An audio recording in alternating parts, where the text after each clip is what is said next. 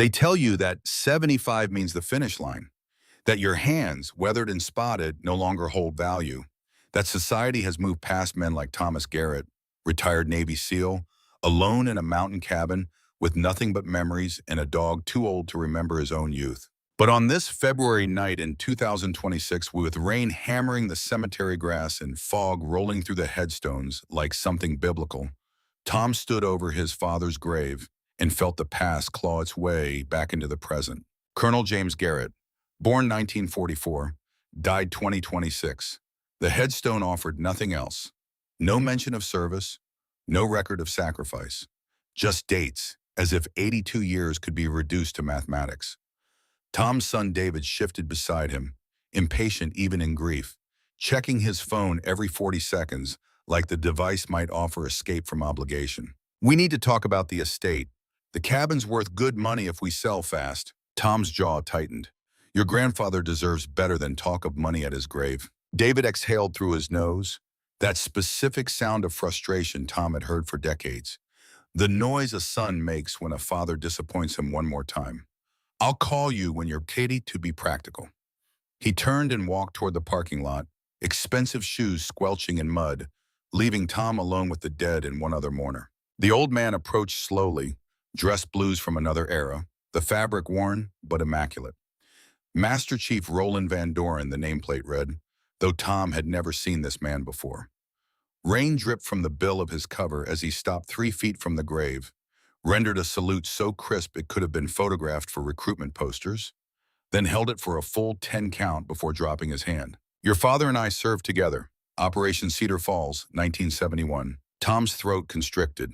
Dad never talked about his service. Dutch, the man's voice carried the weight of someone who'd earned the right to skip formalities, pulled an envelope from inside his jacket, protected by plastic against the weather. "He asked me to give you this, but only after he passed, and only if you came alone to his grave." The envelope felt heavier than paper should. Inside, a single key, brass and old, attached to a tag reading 447 in his father's handwriting. Beneath it, a note on yellowed paper, the ink slightly smudged as if written by shaking hands. "Tom, forgive me for the silence. Forgive me for the distance. But know this, everything I did was to keep you safe from my past. The key opens the truth. Use it only if you're ready to finish what I couldn't. Box number 447, First National Bank, Port Angeles. Trust Dutch. Trust no one else. Dad." Tom's fingers traced the signature, that distinctive slant to the letters he'd seen on birthday cards that arrived weeks late, on deployment postcards with half the words redacted. Was he a good man? The question escaped before Tom could trap it behind his teeth. "Really?" Dutch's eyes, pale blue and unflinching, held Tom's gaze. He was a complicated man, but when it mattered most, he chose honor over orders. That cost him everything, including his family, especially his family. The rain intensified, turning the cemetery into something from a noir film, all shadows and regret. Dutch handed Tom a business card, the paper stock thick and expensive, just a phone number embossed in gold. "When you're ready, not if, when." Then he walked away, his gait revealing old injuries, the kind that never fully heal, leaving Tom alone with a key to secrets he wasn't sure he wanted to unlock. The cabin sat 30 miles from the nearest town, accessible only by a logging road that had been threatening to wash out for the better part of a decade. Tom's headlights cut through darkness thick enough to taste, illuminating pine trees that pressed close to the path like witnesses keeping secrets. Beside him in the passenger seat, Titan lifted his head, ears forward, that particular alertness that came from 11 years of military service and 2 years of retirement that hadn't quite taken. The Belgian Malinois had been beautiful once, all lean muscle and liquid grace. Now gray stippled his muzzle, and the front left leg, injured in Kandahar by shrapnel from an IED, gave him a slight hitch when he moved. But his eyes, brown and intelligent, still held the focus of a dog who understood his purpose, even if his body struggled to fulfill it. "Easy, boy, we're home." Except it didn't feel like home. It felt like returning to a crime scene. All the evidence of a childhood carefully preserved but drained of life. The cabin his father built in 1975, logs chinked against mountain weather, a stone chimney that had drawn smoke for 50 years. Inside, everything remained exactly as Tom remembered. The deer rifle above the mantel, his mother's quilts folded in cedar chests, his father's recliner positioned to face the fireplace, the indent from decades of his weight still visible in the leather. Tom poured 2 fingers of whiskey into a glass that had belonged to his grandfather, settled into that recliner, and felt the past press down on him like atmospheric pressure before a storm. Titan positioned himself at Tom's feet, close enough for contact but not crowding, the way good dogs learn to offer comfort without demanding it. The photos lined the mantel. Young Colonel Garrett during the Cold War, lean and dangerous, carrying an M16 and something in his eyes that the camera couldn't quite capture. Tom's mother, dead 15 years now from cancer that ate her from the inside out. Tom's wedding to Margaret, both of them so young they looked like children playing dress-up. Margaret gone 5 years, heart attack in the grocery store, dropped between the produce and dairy sections like God couldn't wait another minute. The radio crackled static and weather reports. Winter storm warning for the Cascade region. Travelers advised to seek shelter. Tom reached for the dial to turn it off, then froze. Titan was on his feet, hackles raised, staring at the front door with an intensity that made Tom's scalp prickle. The dog's training ran deep. K9 explosive ordnance disposal, the kind of work that taught an animal to detect threats invisible to human senses. When Titan focused like this, something was wrong. Tom rose slowly, moved to the window, eased the curtain back 1 inch. Nothing but darkness and falling snow, the storm arriving ahead of schedule. He waited, counted his heartbeats, felt the old training kick in, that SEAL awareness that never fully left, the ability to sense danger the way sharks smell blood in water. Then he heard it, not knocking, something else, a high-pitched whine, mechanical, growing closer. Titan barked once, sharp and urgent. Tom killed the lights, moved to the gun cabinet, had the rifle in his hands, and loaded before his conscious mind caught up to his body's decisions. Through the window, barely visible against the night sky, a small drone hovered 20 feet from the cabin, thermal camera rotating slowly, scanning, recording, mapping.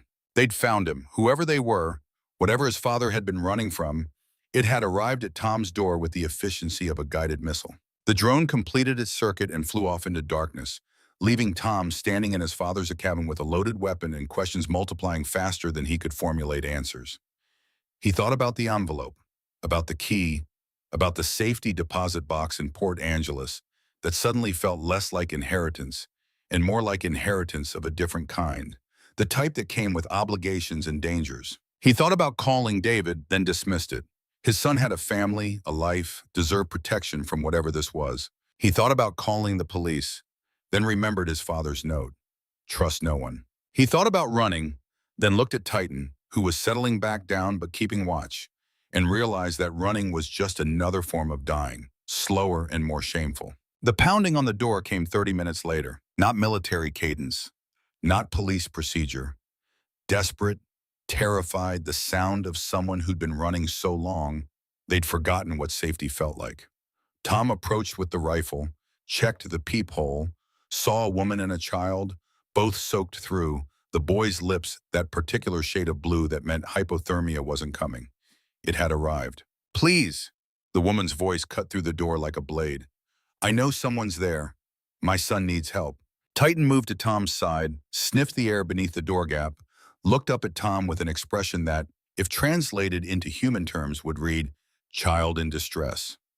The dog's training included search and rescue, and some instincts ran deeper than commands. Tom cracked the door 6 inches, kept his body blocking entry, assessed the situation with skills honed over 3 decades. Woman, mid-30s, educated voice beneath the panic, expensive winter coat now ruined. Boy, maybe 10. Conscious but shaking so hard his teeth chattered audibly, skin gone waxy and pale. No weapons visible. No backup lurking in the trees. Either genuine victims or the best setup Tom had ever seen. The woman stumbled forward the instant the door opened wider, nearly collapsing under the boy's weight. Tom caught her elbow, helped her inside, his mind screaming warnings his body ignored because the boy needed warmth now, needed it more than Tom needed caution. Thank the Lord. Her breath came in white puffs despite the cabin's interior. Thank the Lord you're here. Titan circled them once, nose working, gathering information, then made a decision and lay down beside the fireplace, creating a warm spot near the flames. Tom lowered the boy onto the dog's flank, grabbed his mother's quilts, began the process of treating hypothermia the way the Navy had taught him. Gradual warming, monitoring vitals, watching for the dangerous moment when cold blood from the extremities rushed back to the heart. How long were you out there? The woman's eyes were already scanning the cabin's interior, cataloging exits, assessing defensive positions, moving with the awareness of someone who'd spent significant time looking over her shoulder. Hours. Our car went off the road 5 miles back. I've been carrying him, trying to find shelter. Tom's fingers found the pulse point on the boy's wrist. Weak but steady. What's his name? Danny. Her voice cracked on the syllable. He's 10. Danny. Tom kept his voice calm, the tone he'd used with injured SEALs, with civilians in war zones, with anyone who needed to hear that survival was possible. You're going to be okay, but you need to stay still and let the warmth work. The boy's eyes, unfocused and glassy, tried to find Tom's face. Cold. The word barely made it past his chattering teeth. I know. It's going to get better. Tom looked at the mother, saw the way she positioned herself between her son and the door despite her own exhaustion. What's your name? Sarah Chen. What were you doing on that road in a storm, Sarah? Her jaw tightened, decision and fear warring across her features, and Tom recognized the look because he'd worn it himself 100 times. The moment when you had to choose between truth and survival, between trust and safety, when both options felt like different kinds of death. We were running. Her hands trembled as she pushed wet hair from her face. From people who want to hurt us. Tom rose slowly, moved to the window, checked the perimeter through gaps in the curtains. No headlights, no movement. But the drone had been here, and drones meant resources, meant organization, meant whoever was hunting them had capabilities beyond standard criminals. What people? Sarah's breath hitched. I'm a surgeon. Trauma at Seattle General. 3 nights ago, a patient came into my ER. Gunshot wounds, dying. No ID. Before he coded, he grabbed my hand and whispered something. She looked at Tom, measuring, deciding. He said, tell Garrett. Cedar Falls. They killed us all. The room tilted. Not physically. Tom's balance held, but reality shifted 6 inches to the left, revealing a landscape he'd thought buried under decades of silence. Cedar Falls, the words his father had screamed in nightmares when Tom was young, before the old man learned to suffer quietly. The words that had appeared in redacted documents Tom had glimpsed once in his father's study, covered so fast he'd thought he imagined them. What else did he say? Nothing. He died right after, but the next day 2 men came to the hospital. Said they were federal agents, but they showed no credentials. They asked about the patient, about what he said. When I told them he died without speaking, they looked at me like they knew I was lying. Her voice dropped to a whisper. One of them leaned close and said, forget you saw him, forget what he said, or you'll regret it. Tom's mind raced through tactical assessments. If they threatened her at the hospital, they knew who she was. If they knew who she was, they could find her. If they could find her, she'd led them straight to... Did the patient have any identification, anything at all? Sarah nodded, pulled something from her coat pocket, a name sewn inside his jacket collar. Just one word, Wilson. Tom's knees nearly buckled. He gripped the edge of the mantel, stared into the fire, saw his father's face in the flames, saw himself at 12 years old. Summer of 1963. A backyard barbecue filled with his father's SEAL teammates, all of them young and invincible, and doomed by choices they hadn't made yet. One man, broad-shouldered and quick to laugh, had taught Tom to fish that weekend, had shown him how to tie a proper knot, how to read water for trout, how to be still enough that nature forgot you were human. He'd been kind in the way some warriors were, gentle because they'd seen what happened when gentleness disappeared from the world. Your dad calls me Willie, the man had said, ruffling Tom's hair, but my Christian name is Wilson. Lieutenant Charles Wilson, best point man your father ever served with. Tom's hand closed around the key in his pocket, Dutch's words echoing in his skull. When you're ready.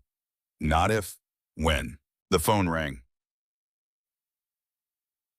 The old landline, the number unlisted, known only to a handful of people Tom could count on one hand. He crossed the room, lifted the receiver, said nothing. Garrett, the voice on the other end was male, cold, carrying the precise diction of someone who'd spent years giving orders and expecting instant obedience. Send out Dr. Chen and her son. This doesn't concern you. Who is this? Someone who served with your father. Someone who knows what Wilson told the doctor. Tom's grip on the receiver tightened until plastic creaked. Then you know I won't hand over civilians. A pause. Calculation happening in the silence. Your father made the same mistake in '71. Cost him his career, cost his teammates their lives. Don't make his mistake again. The line went dead. Tom stood frozen, phone still pressed to his ear, listening to dial tone like it might offer answers. Sarah watched him from across the room, her son beginning to regain color, Titan's warmth doing what medicine couldn't. Who was that? Tom replaced the receiver with care, moved to the gun cabinet, began pulling down weapons he hadn't touched in years. Hunting rifles, a shotgun, the Sig Sauer P226 he'd carried in Fallujah, carefully maintained and illegally kept because some tools you didn't surrender just because the government said your service was complete. Someone who thinks I'll trade your lives for my safety. His hands moved with muscle memory, checking magazines, loading rounds, the mechanical precision of preparation overriding panic. How many people know you came this way? No one. I wasn't thinking straight. I just drove. When we crashed, I saw your cabin light through the trees. Tom crossed to the window again, scanned the darkness with new understanding. They'd found her because they were professionals, because tracking a panicked surgeon with a sick child wasn't difficult for people with resources. And if they'd found her here, they'd already established a perimeter, already planned their approach, already decided that witnesses weren't problems. They were solutions waiting to be implemented. Sarah, Tom's voice carried the command weight he'd learned from his father, the tone that cut through chaos and fear and made people listen. How long were you actually walking? She blinked, recalculating. 3 hours, maybe 4. In a blizzard with a hypothermic child? I know, I should have stayed with the car, but those men... What men? She flinched. I saw headlights behind us on the highway, following too close. That's why I took the turnoff, tried to lose them. When we crashed, I looked back and saw the lights stop, saw shapes get out. I grabbed Danny and ran. How many shapes? 3. Tom moved to the bedroom, pulled a duffel bag from beneath the bed, began packing. Ammunition, medical supplies, emergency rations, everything his father had taught him to keep ready because you never knew when the past would catch up and demand payment. Sarah followed, Danny in her arms now, the boy still weak but alert enough to be frightened. What are you doing? Leaving. All of us. Because in about 10 minutes, maybe less, this cabin is going to be surrounded by people who are very good at making problems disappear. Where can we go? Tom's hand stilled on the duffel's zipper. His father had taught him survival, had drilled into him the importance of backup plans and escape routes and contingencies for when plans failed. But his father had also taught him, through decades of silence and distance and carefully maintained paranoia, that running only worked if you were willing to run forever. There's a tunnel. Tom crossed to the bedroom closet, pushed aside hanging coats, revealed a trap door cut into the floorboards with precision that suggested military engineering. My father dug it during the Cold War, thought the Soviets might come. Turns out he was preparing for the wrong enemy. Sarah stared at the opening, at the darkness below. Where does it go? The forest, 100 yards out. Exits behind a deadfall that's been there since before I was born. Tom grabbed flashlights, tested them, handed one to Sarah. You go first, Danny next. I'll follow with Titan. What about the cabin? Tom looked around the space, at 50 years of his father's paranoid preparation, at his mother's quilts and his childhood memories and the life he thought was behind him. Let them have it. It's just wood and stone. He pulled the key from his pocket, the one Dutch had given him, looked at it in the dim light. The truth is in Port Angeles. Everything else is just distraction. The tunnel smelled of earth and time. The walls shored up with timber that had held for decades through earthquakes and frost heaves and the slow inevitable pressure of the mountain trying to reclaim what men had stolen. Sarah went first, Danny clinging to her back, the flashlight beam bouncing off packed dirt and exposed roots. Tom followed, Titan at his side, the dog moving carefully on the injured leg, but without complaint, because complaining wasn't in a working dog's nature. Behind them, faint but growing clearer, Tom heard the first sounds of approach. No sirens, no announcements. Just the quiet efficiency of professionals doing work they'd done before, eliminating problems with the same detached precision a surgeon used to remove tumors. The tunnel ended at a vertical shaft with a ladder, old wood rungs that Tom tested with each step, praying his father's engineering held against age and rot. Sarah climbed first, pushing Danny ahead of her. The boy's breathing labored but steady. Tom went last, tightened in a harness designed for canine evacuation, the dog's weight manageable but awkward, the old injury making him whimper softly in the darkness. They emerged behind the deadfall exactly as Tom remembered. Snow falling harder now, visibility down to maybe 20 feet. The cabin sat visible through the trees, warm light glowing from the windows, looking peaceful and safe, and like the worst kind of trap. Movement near the structure. Tom counted shapes, 4, no, 5, spread out in tactical formation, approaching from multiple angles. Professional, military, exactly what he'd feared. One of them paused, looked directly toward the deadfall, and Tom froze, hand on Titan's collar, willing the dog to silence. The man held the position for 5 seconds, scanning with equipment Tom couldn't identify in the darkness, then turned back to the cabin. They went in through the front door, breaching with practiced efficiency, and Tom used the noise to start moving, leading Sarah and Danny deeper into the forest, away from the light, into the kind of darkness that swallowed sound and hope in equal measure. "How far?" Sarah's voice barely audible over wind and snow. 2 miles. "There's a cache my father maintained. Supplies, weapons, everything we need. Can Danny make it?" Tom looked at the bomb. The boy saw the same determination he'd seen in young SEALs facing impossible missions, the kind of courage that came from not knowing enough to understand how bad things were. "He'll make it. We all will." Titan suddenly stopped, ears forward, focused back the way they'd come. Tom listened, filtered out wind and weather, heard what the Gyeki's superior senses had detected first. The sound of pursuit, voices calling coordinates, the mechanical precision of a hunt. They knew about the tunnel. Of course they did. If they knew about Wilson, knew about Cedar Falls, knew enough to track Sarah here, they knew about the tunnel. They'd known about it all along, had let Tom think he was escaping, had wanted them in the forest where cleanup was easier, where bodies could disappear into wilderness and never answer questions. "Sarah." Tom grabbed her arm, pulled her close enough to whisper directly in her ear. "When I say run, you take Danny and you don't look back. You don't stop. You head northwest, follow the slope down, you'll hit a creek, follow it downstream, 2 miles you'll reach a logging road. What about you?" Tom pulled the cig from his belt, checked the magazine from habit, looked at Titan, who returned his gaze with the calm acceptance of an animal who'd been in worse situations and survived through trust in his handler. "We'll buy you time." "No." Sarah's hand closed over his, surprising strength in her surgeon's fingers. "I won't let you die for us." Tom met her eyes, saw the same fire he'd seen in Margaret's eyes when she demanded he retire from the SEALs, when she'd forced him to choose between mission and family, between duty and love. "I'm 75 years old, my wife is dead, my son barely speaks to me. But you've got a boy who needs his mother. That's not negotiation. That's mathematics." Before Sarah could argue, Titan barked, sharp and urgent, the warning sound that meant contact imminent. Tom shoved Sarah toward the slope, raised the cig, sighted on the trees where movement suggested presence. The first pursuer emerged from the snow like something born from the storm, tactical gear and thermal optics, rifle raised with professional competence. Young, maybe 30, the kind of contractor who'd learned war in Iraq and brought it home for profit. Tom fired twice, center mass, the way muscle memory dictated. The man went down, not dead but incapacitated, and Tom was already moving, grabbing Sarah's arm, pulling her and Danny into motion, because standing still meant dying, and dying meant those men won. Gunfire erupted behind them, rounds snapping through trees, bark exploding into splinters.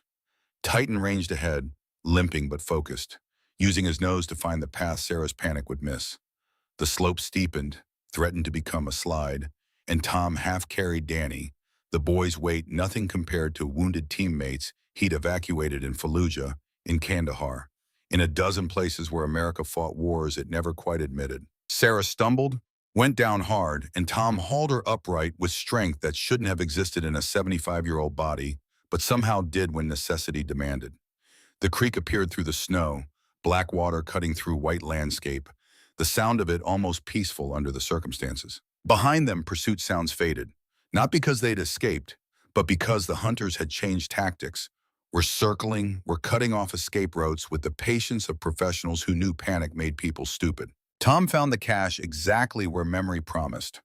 A cave mouth hidden behind a deadfall, marked with scratches on stone that only someone who knew what to look for would recognize as deliberate. Inside, the smell of old canvas and gun oil, the comforting scent of preparation meeting opportunity. Military crates lined the cave wall, marked with dates from the 70s, his father's handwriting still visible on the labels. Tom cracked the first one, found it exactly as expected.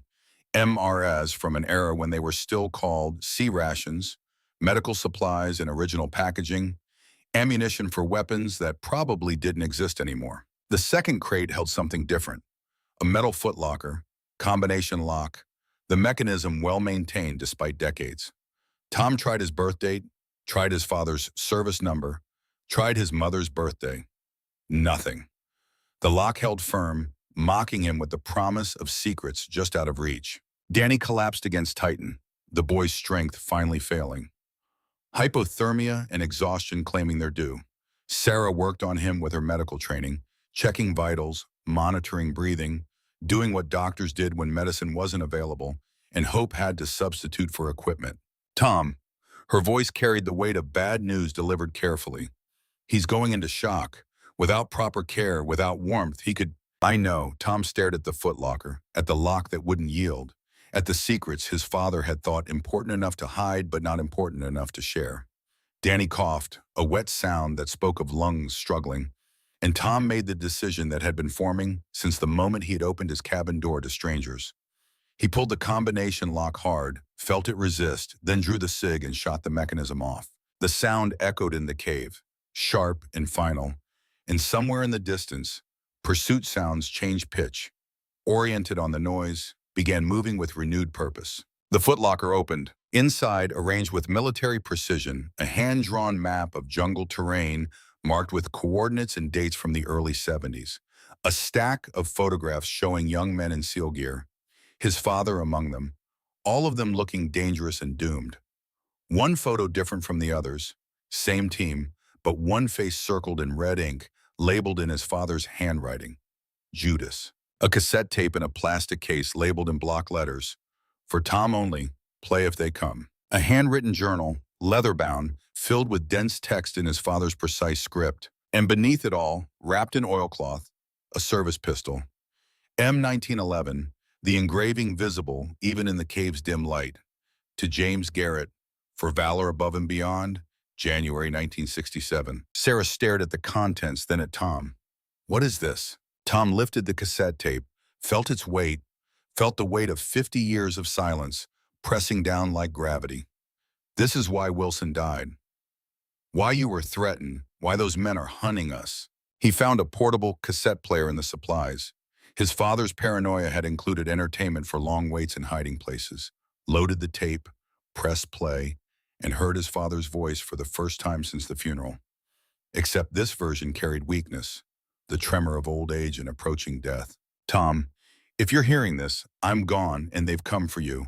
I'm sorry, son. The voice broke and Tom closed his eyes, felt Danny shivering against Titan, felt Sarah's fear radiating like heat, felt the weight of choices made before he was born, determining the course of his death. January 1967. Operation Cedar Falls. My SEAL team was sent on a classified mission. Official objective, disrupt enemy supply lines. Real mission, eliminate witnesses to a CIA weapons deal gone wrong. 12 Americans, contractors, not soldiers, saw the CIA selling arms to both sides of a foreign conflict. We were ordered to silence them, permanently. A long pause, breathing labored, the sound of a dying man forcing words through damaged lungs. I refused the order. My team backed me. We extracted those 12 men instead, got them to safety. Thought we did the right thing, but someone in my team, someone I trusted, reported us, not to our command, to the CIA. Tom's eyes found the photograph, the face circled in red. That person's name is Colonel Marcus Reeves. He's the Judas in the photo. He cut a deal. CIA would bury the weapons deal, promote Reeves, and eliminate everyone who knew the truth. My team, the witnesses, everyone. The tape hissed with age and grief. They killed 11 of my teammates over the next 30 years, made it look like accidents, heart attacks, car crashes. Wilson lasted the longest, went into hiding, but they found him last month.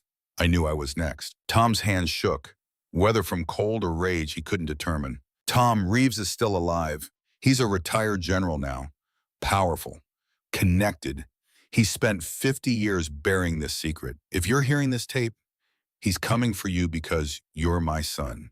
You're a loose end. Sarah's hand found Tom's shoulder, squeezed once, and he realized tears were running down his face, warm against skin gone numb with cold. I'm sorry I brought this to your door, but I'm giving you what I never had, the truth. The evidence is in this footlocker. The journal has names, dates, everything. The witnesses, the 12 men we saved, I kept track of them. They're still alive, scattered across the country. They'll testify if someone can protect them. The breathing on the tape grew more labored, time running out. Tom, I failed you as a father. Let me do this one thing right. I'm giving you the choice I never gave myself. You can walk away, burn this evidence, live your life, or you can finish what I started. Bring Reeves to justice. Save those witnesses before he finds them. The tape continued, just breathing now, and Tom realized his father had been crying while recording. The sound of it, unmistakable. We've been through decades of degradation. Whatever you choose, know this. I loved you. I was just too broken to show it. Be the man I couldn't be. Dad. The tape ended with a click that seemed louder than gunfire. Tom sat in silence, the cave suddenly too small, the weight of 50 years crushing down on his chest until breathing felt like lifting stones. Sarah tended to Danny, the boy's condition stabilizing slowly, Titan's warmth and the cave's shelter doing what they could.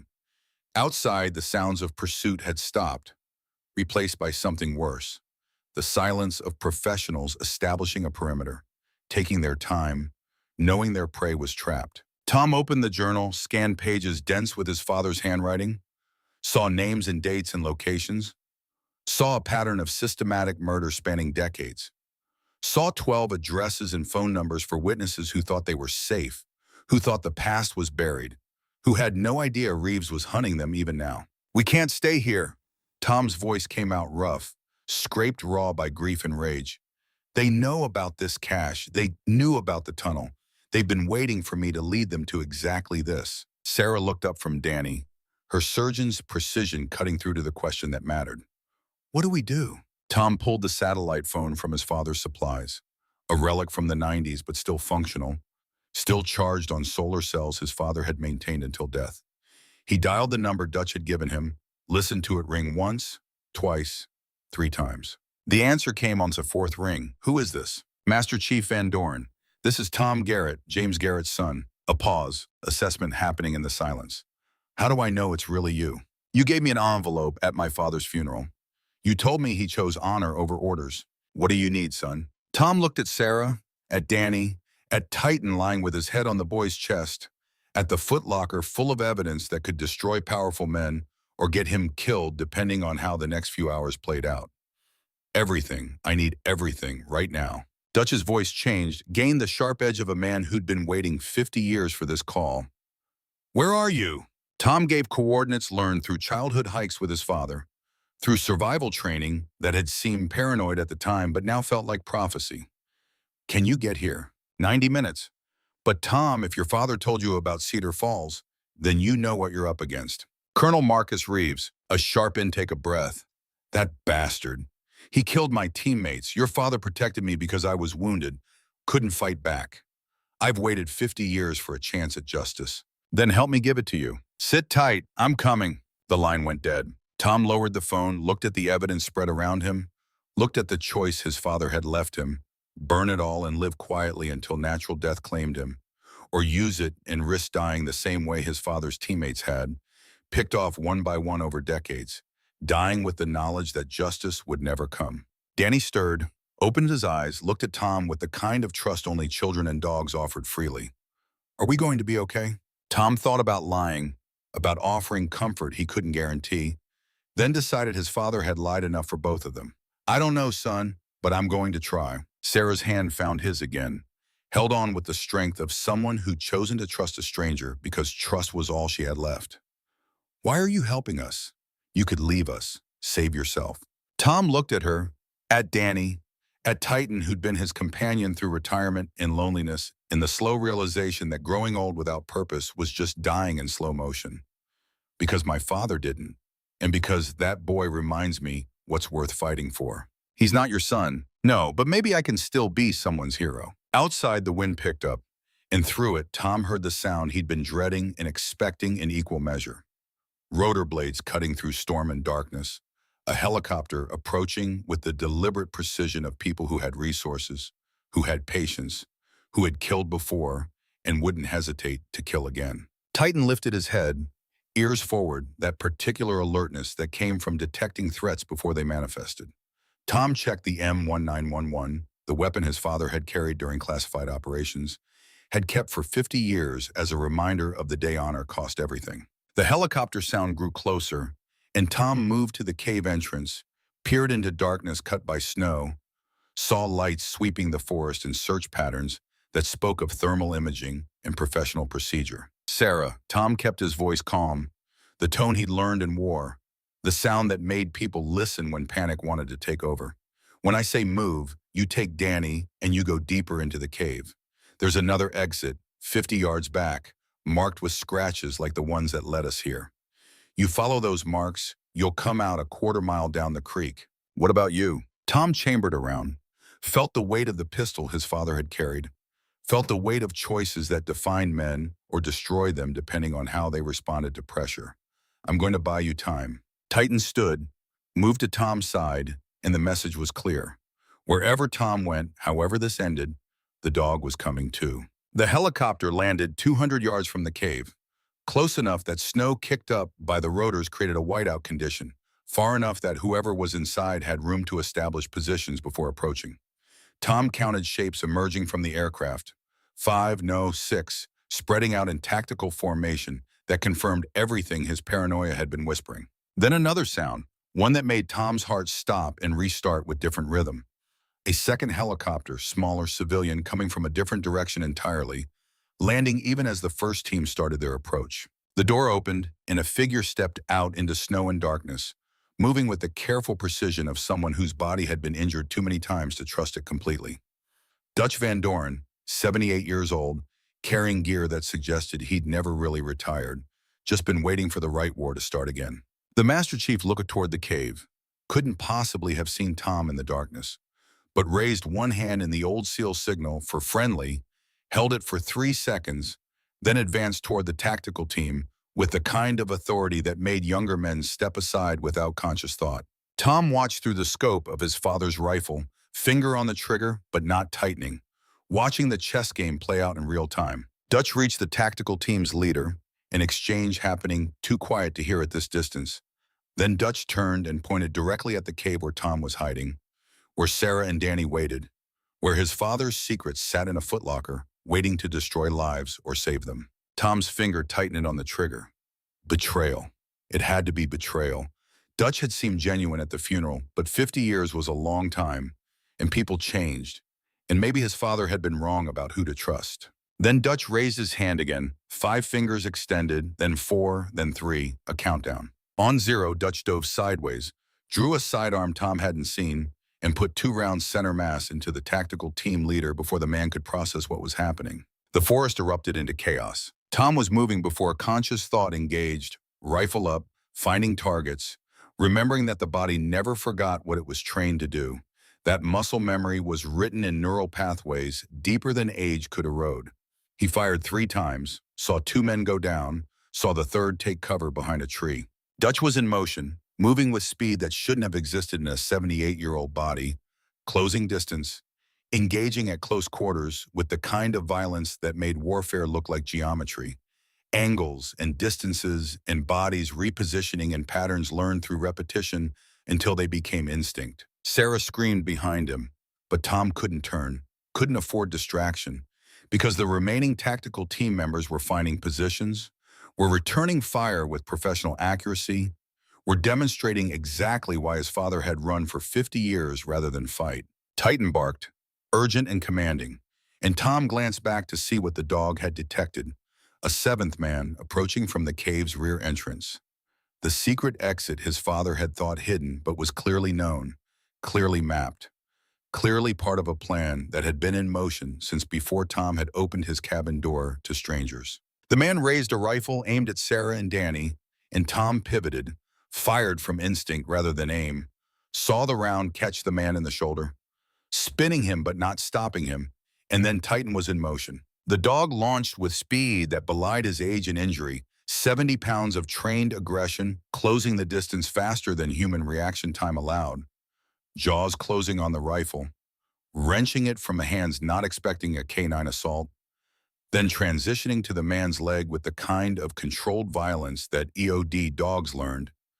Disable the threat, hold position, wait for handler commands. Tom crossed the distance, zip-tied the man's hands with supplies from his father's cache, checked for additional weapons, found enough hardware to confirm this wasn't law enforcement, wasn't government, was private contractors with resources and training that suggested serious money behind the operation. Dutch appeared in the cave entrance, breathing hard, blood on his face from cuts Tom couldn't evaluate in the darkness. 3 down, 3 retreated to the helicopter. We've got maybe 5 minutes before they call in reinforcements. Tom grabbed the footlocker, threw it to Dutch. This is everything. Names, dates, evidence. If I don't make it, shut that shit down, kid.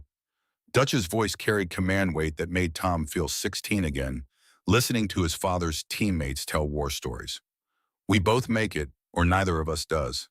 That's the deal. Sarah emerged from the cave's depths with Danny, the boy conscious now, alert enough to be terrified, which meant he was healing. She looked at Tom, at Dutch, at Titan still holding the captured contractor with professional efficiency. Who are you people? Dutch grinned, blood on his teeth turning the expression feral. We're the guys who don't know when to quit. He tossed Tom a radio.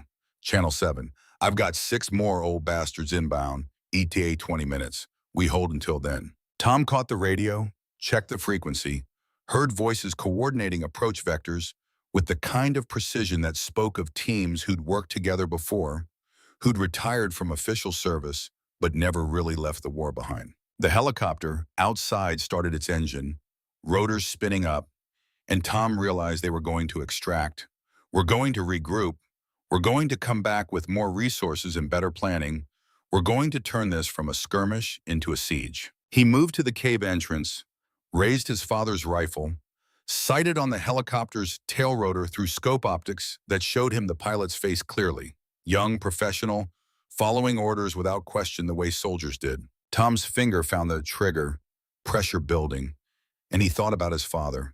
About 50 years of running, about Wilson dying in a hospital, whispering warnings with his last breath, about 11 teammates killed over decades, about 12 witnesses who thought they were safe but were actually just waiting their turn. He fired, the tail rotor shattered, the helicopter slewing sideways, pilot fighting controls as the aircraft became a spinning nightmare of metal and momentum.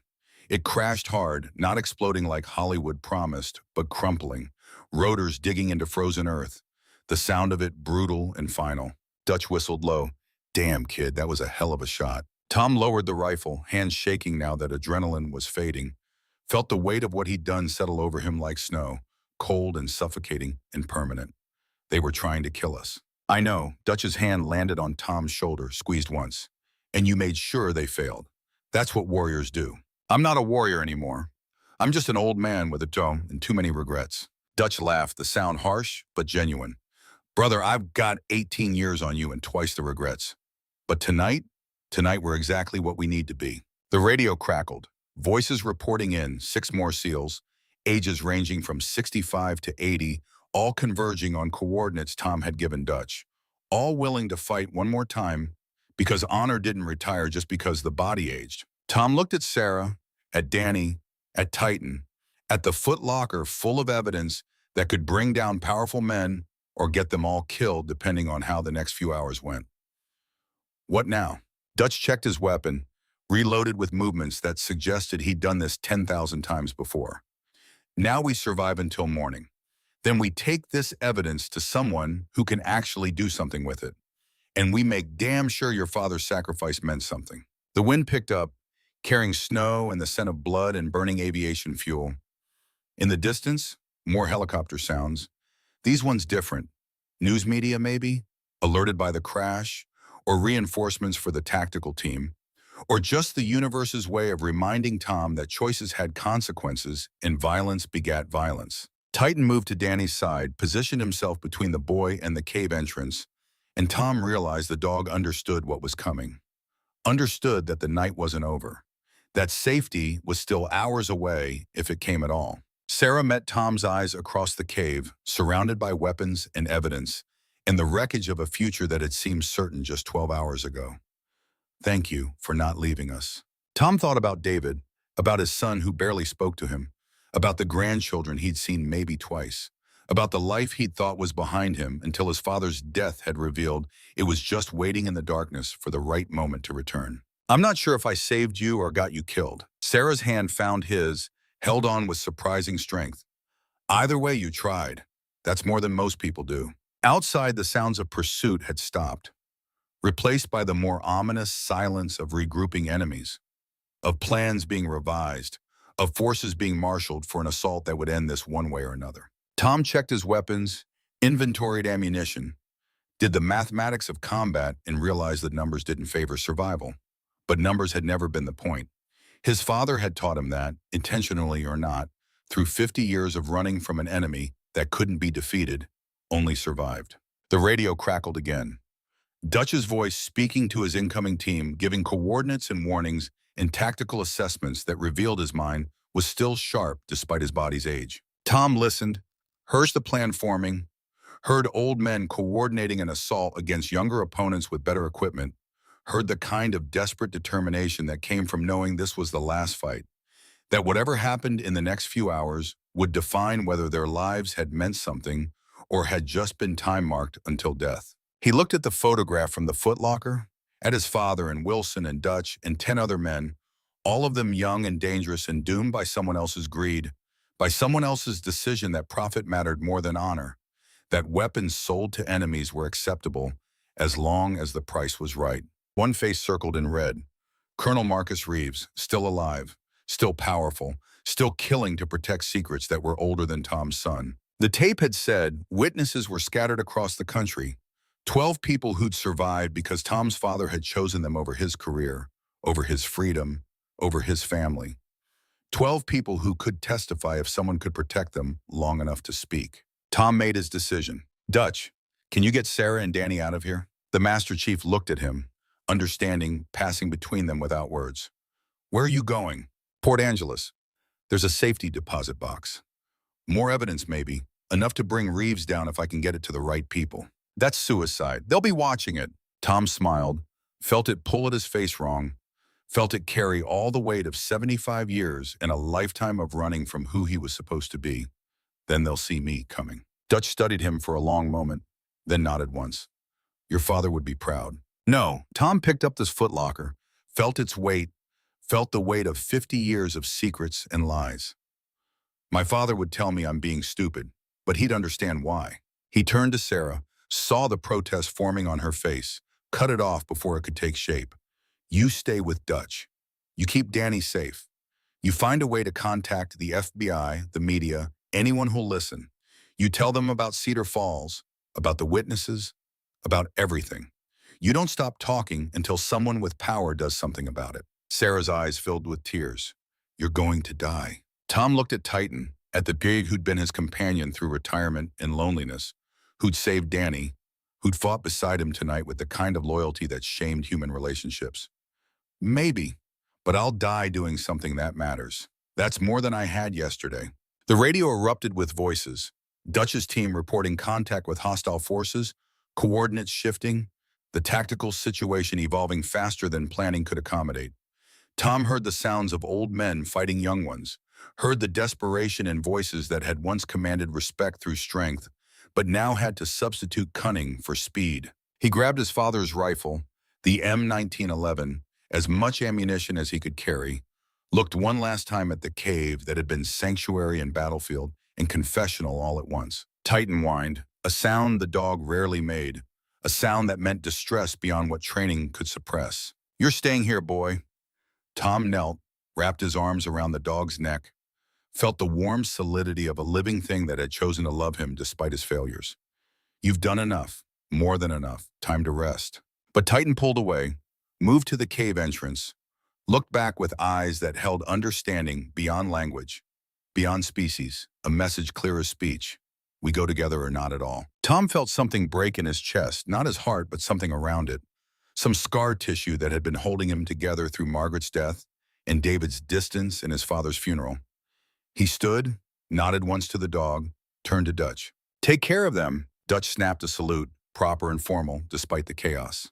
"Until Valhalla, brother." Tom returned it, then turned and walked into the storm, Titan at his side, the footlocker heavy in his hands, his father's rifle slung across his back, and the certain knowledge that he was walking toward death or redemption, or possibly both. Behind him, Sarah screamed his name, and Danny cried, and Dutch shouted coordinates to his team, and the forest erupted with the sounds of old men refusing to go quietly into the night. Tom kept walking. The snow fell harder, erasing his footprints as fast as he made them, and somewhere in the darkness, enemies regrouped and prepared their assault, and the past reached out with cold fingers to claim one more victim. But for the first time in 50 years, someone was walking toward the truth instead of running from it. Tom smiled, felt it genuine this time, felt it carry the weight of choices made freely instead of dictated by fear. Titan barked once, urgent and commanding, and Tom looked ahead to see headlights cutting through the storm, a vehicle approaching on the old logging road, and the night's work wasn't finished. It was just beginning. The headlights cut through falling snow like searchlights hunting bombers, twin beams that turned the forest into a kaleidoscope of shadow and white. Tom's hand found the SIG's grip, muscle memory taking over before conscious thought caught up. Titan pressed against his leg, not cowering but positioning. That K9 tactical awareness that evaluated threats and calculated responses faster than human cognition allowed. The vehicle stopped 30 yards out. Engine idling, exhaust plumes mixing with snowfall. No doors opening, no movement, just waiting. The kind of patient observation that belonged to professionals or predators, and sometimes the distinction didn't matter. Tom shifted the footlocker to his left hand, kept his right free. The rifle across his back felt reassuring and inadequate in equal measure. 12 rounds against unknown opposition, assuming the weapon fired true after decades of storage and his father's sporadic maintenance. The driver's door opened. One figure emerged, hands visible and empty, moving with deliberate slowness. Not tactical gear, regular winter coat, jeans, boots designed for traction rather than combat. The shape wrong for military, the posture carrying none of that coiled readiness that marks soldiers even in civilian clothes. "Tom," the voice female, familiar in a way that made his chest constrict. "It's me." Elizabeth Wilson stepped into the headlight's reach, and Tom's world tilted again. 73 years old if memory served, the widow of Lieutenant Charles Wilson, the man who died in Sarah's ER whispering warnings about Cedar Falls. The woman his father had written about in the journal, one of the protected witnesses' family members, living proof that the conspiracy reached across generations. "What are you doing here?" Tom kept the SIG ready but lowered, tactical awareness screaming contradictions. Threat assessment said civilian, but operational security said coincidence didn't exist at this level. Elizabeth moved closer, steps careful on ice-slick ground. "Richard told me where to find you. My husband. Before he died, he gave me instructions. If anything happened to him, I was supposed to find James Garrett's son." "Your husband died last month." "I know." Elizabeth's voice carried the flat affect of someone who'd cried until tears became a physical impossibility. Grief so deep it bypassed emotion and went straight to numbness. But before cancer took him, before those men found him in Seattle, he recorded everything. Names, dates, proof that corroborates what your father collected. She reached into her coat. Tom's hand tightened on the SIG, slowly. Elizabeth froze, then moved with exaggerated care, withdrawing a package wrapped in plastic. Inside, visible through the transparent material, a cassette tape, photographs, and what looked like handwritten documents. Richard spent 25 years documenting Reeves's crimes. He knew someday someone would need it. He believed you'd be that someone. "How did you find me?" Elizabeth's laugh came out bitter. Your father and Richard stayed in contact. Dead drops, coded messages, the whole Cold War routine they never quite left behind. Richard knew about this cache, knew about Dutch Van Doren, knew that if things went wrong, this is where you'd run. Tom gestured toward the vehicle. Anyone else in there? Just me. I'm 73 years old with stage 3 cancer, not exactly tactical support material. Titan moved forward, nose working, circling Elizabeth with professional assessment. The dog's body language relaxed fractionally. No explosives detected, no threat markers that K9 training identified as dangerous. But something else, some scent or signal that made the animal pause and look back at Tom with an expression that translated roughly to, "She's telling the truth, but she's not telling everything." "What aren't you saying?" Tom moved closer, footlocker heavy in his grip, evidence that could save lives or end them depending on how the next hours unfolded. Elizabeth met his eyes, and Tom saw his father in her gaze. That same haunted determination of someone who'd carried secrets so long they'd become part of their skeleton. The witnesses, the 12 men your father saved. Reeves isn't just hunting you, he's accelerating. 3 more died in the last month. Heart attacks, strokes, accidents, all ruled natural causes, but Richard recognized the pattern. Tom's blood went cold. How many are left? 9, maybe 8 by now. Elizabeth's hands shook as she held out the package. This has their current locations. Everything Richard learned about how Reeves finds them, and something else, something your father didn't know. What? Elizabeth pulled out a photograph, protected by laminate, showing a group of men in business attire standing outside what looked like a government building. The photo quality suggested the 80s, colors slightly faded, faces younger than time had left them. She pointed to one figure, tall and commanding, even in civilian clothes. Colonel Marcus Reeves, 1988. But look who's standing next to him. Tom recognized the second man immediately, though context made identification feel like touching a live wire. Younger hair not yet gray, but unmistakably the same person who'd appeared on news broadcasts for 3 decades. Senator Richard Malthus, current chairman of the Senate Armed Services Committee, third in line for presidential succession, the kind of power that made scandals disappear and witnesses reconsider their memories. Reeves and Malthus have been partners since the Cold War. Elizabeth's voice carried the weight of revelations that reshaped reality. Your father knew Reeves was corrupt, but he didn't know how high the corruption reached. Richard figured it out in 1995, tried to go public, and a journalist died in a car crash 3 days later. That's when Richard understood this isn't just one general covering his crimes. This is systemic protection from the highest levels. Tom stared at the photograph, at 2 men who'd built careers on American blood, who'd turned service into profit and patriotism into theater. How do we fight that? Elizabeth's smile carried zero warmth. We don't fight it. We expose it so thoroughly that even their protection can't save them. Richard's evidence includes financial records, wire transfers from CIA shell companies to offshore accounts, Malthus controls, phone records showing coordination between Reeves and Malthus's office, witness statements from contractors who saw the weapons deals. Everything your father collected plus 25 years of additional documentation. Behind them, deeper in the forest, gunfire erupted. Dutch's team engaging hostiles, the sound of it sharp and urgent. Old men buying time with violence because negotiation had stopped being an option somewhere around the 3rd dead teammate. We need to move. Tom grabbed the package, added it to the footlocker. Can you drive? 73 with cancer, not 73 with a death wish. Where are we going? Port Angeles, First National Bank. There's a safety deposit box my father left. If it contains what I think it does, combined with your husband's evidence and my father's journal, we'll have enough to bury Reeves and Malthus both. Elizabeth nodded toward the gunfire. What about them? Dutch and his men? They're buying us time. Tom's throat constricted around the words, guilt and necessity warring in his chest. We use it or we waste their sacrifice. And the doctor? The woman and her son? Dutch will get them out. He's a master chief. Getting people out of impossible situations is what he does. Titan barked, sharp and urgent, attention focused back toward the cave. Tom followed the dog's gaze, saw movement through the trees, shapes converging with tactical precision. Not Dutch's team, something else. Reinforcements for the contractors, or possibly worse, actual government response. Federal agents with legitimate authority and illegitimate orders. Go. Now. Tom pulled open the vehicle's passenger door, loaded the footlocker and evidence packages, then lifted Titan into the back seat. The dog's weight felt wrong, lighter than it should be, and Tom realized the animal was favoring the injured leg worse than before, adrenaline wearing off to reveal damage accumulated through the night's combat.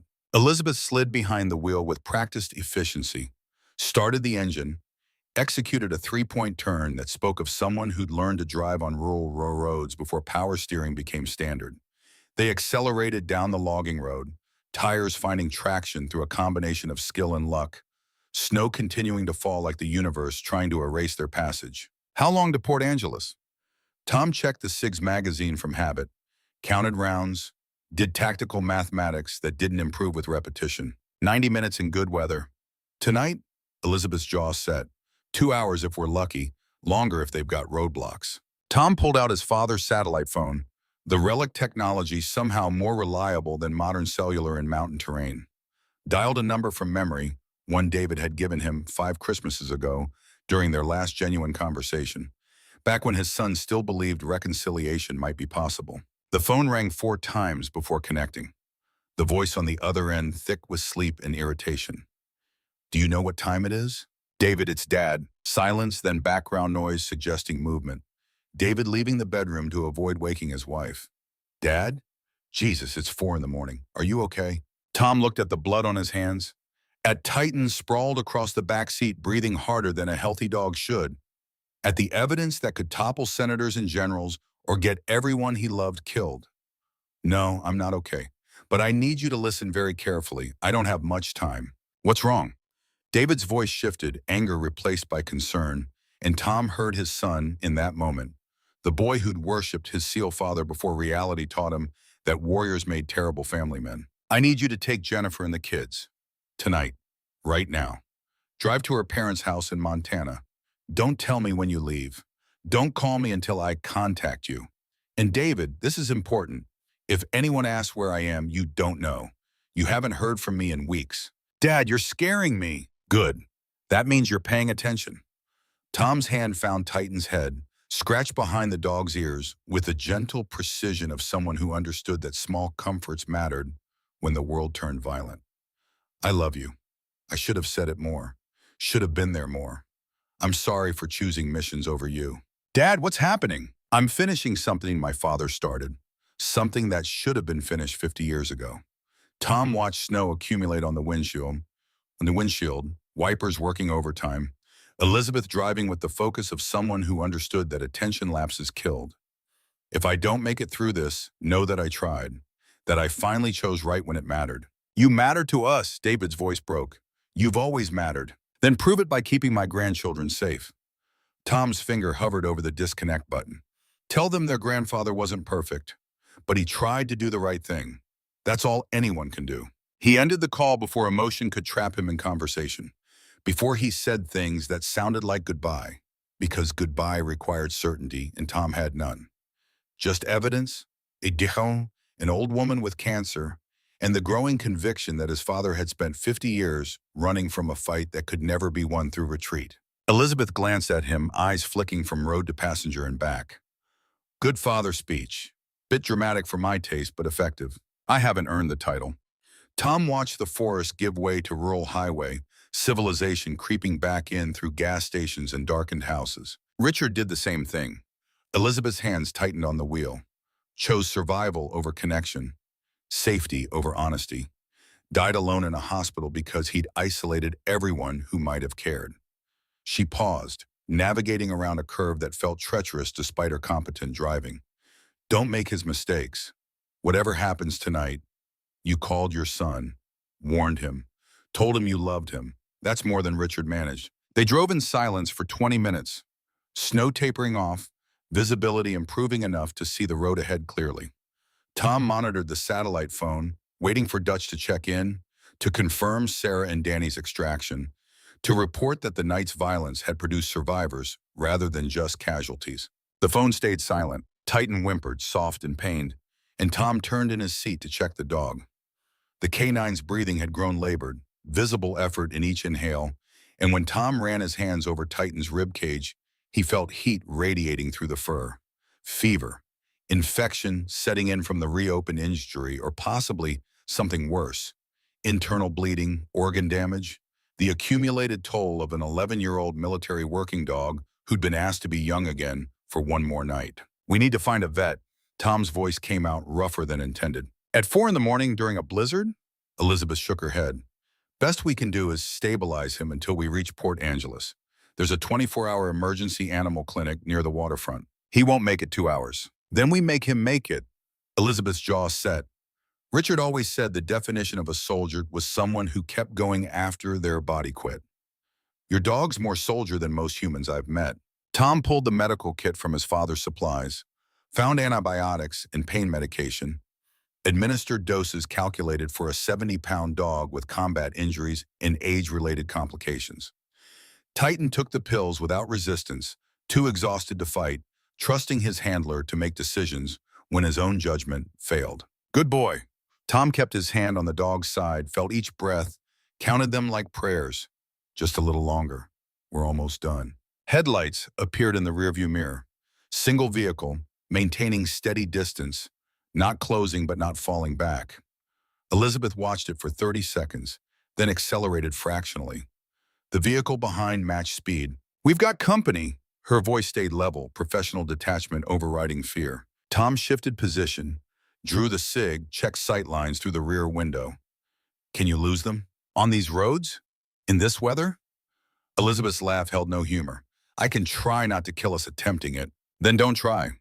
Tom made the calculation, tactical assessment, overriding self-preservation instinct. If they wanted us dead, they'd have taken the shot already. This is surveillance, not assault. They're waiting to see where we lead them. The bank, Elizabeth's knuckles went white on the steering wheel. They want the safety deposit box.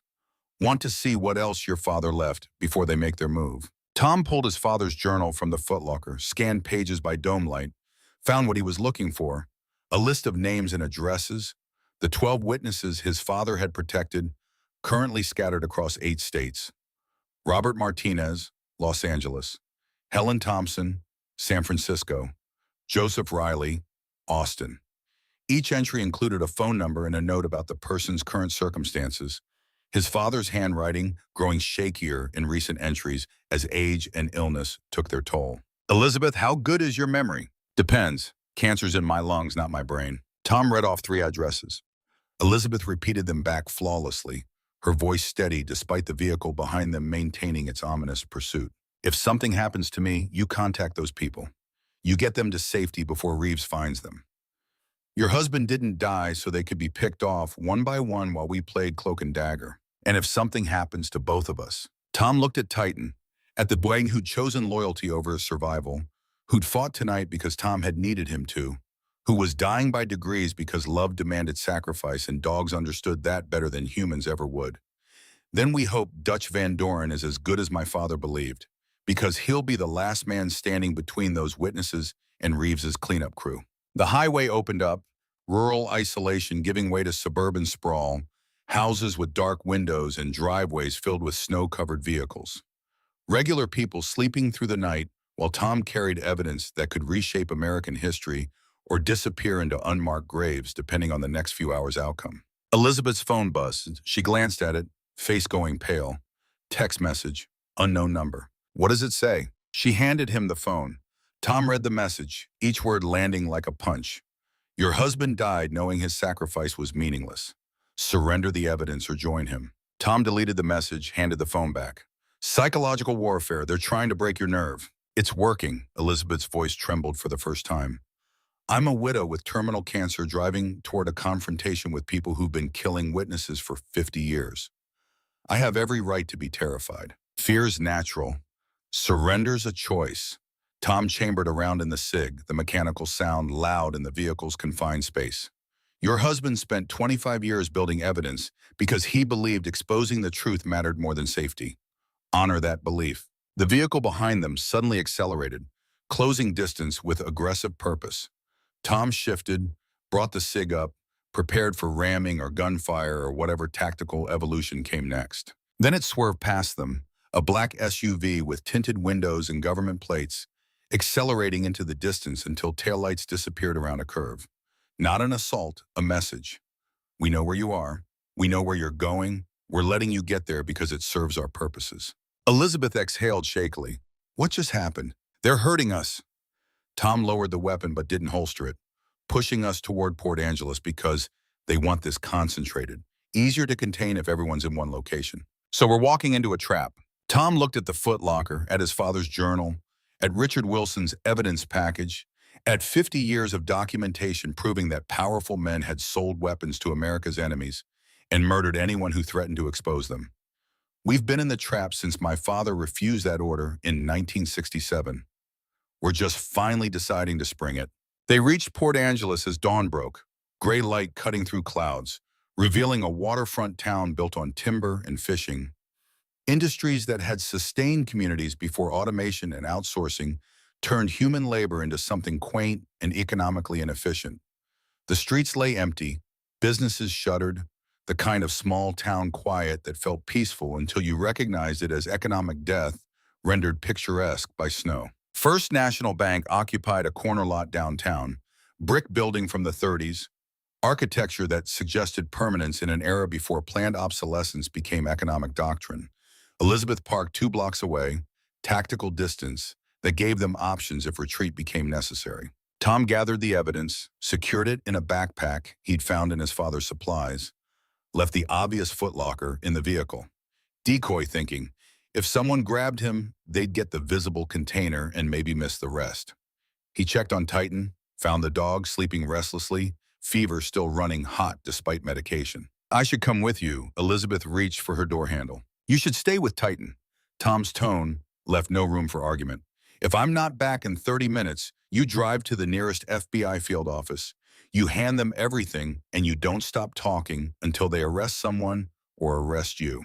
And if they arrest me, then you're safer in federal custody than on the streets with Reeves hunting you." Tom met her eyes, saw his father's determination reflected back.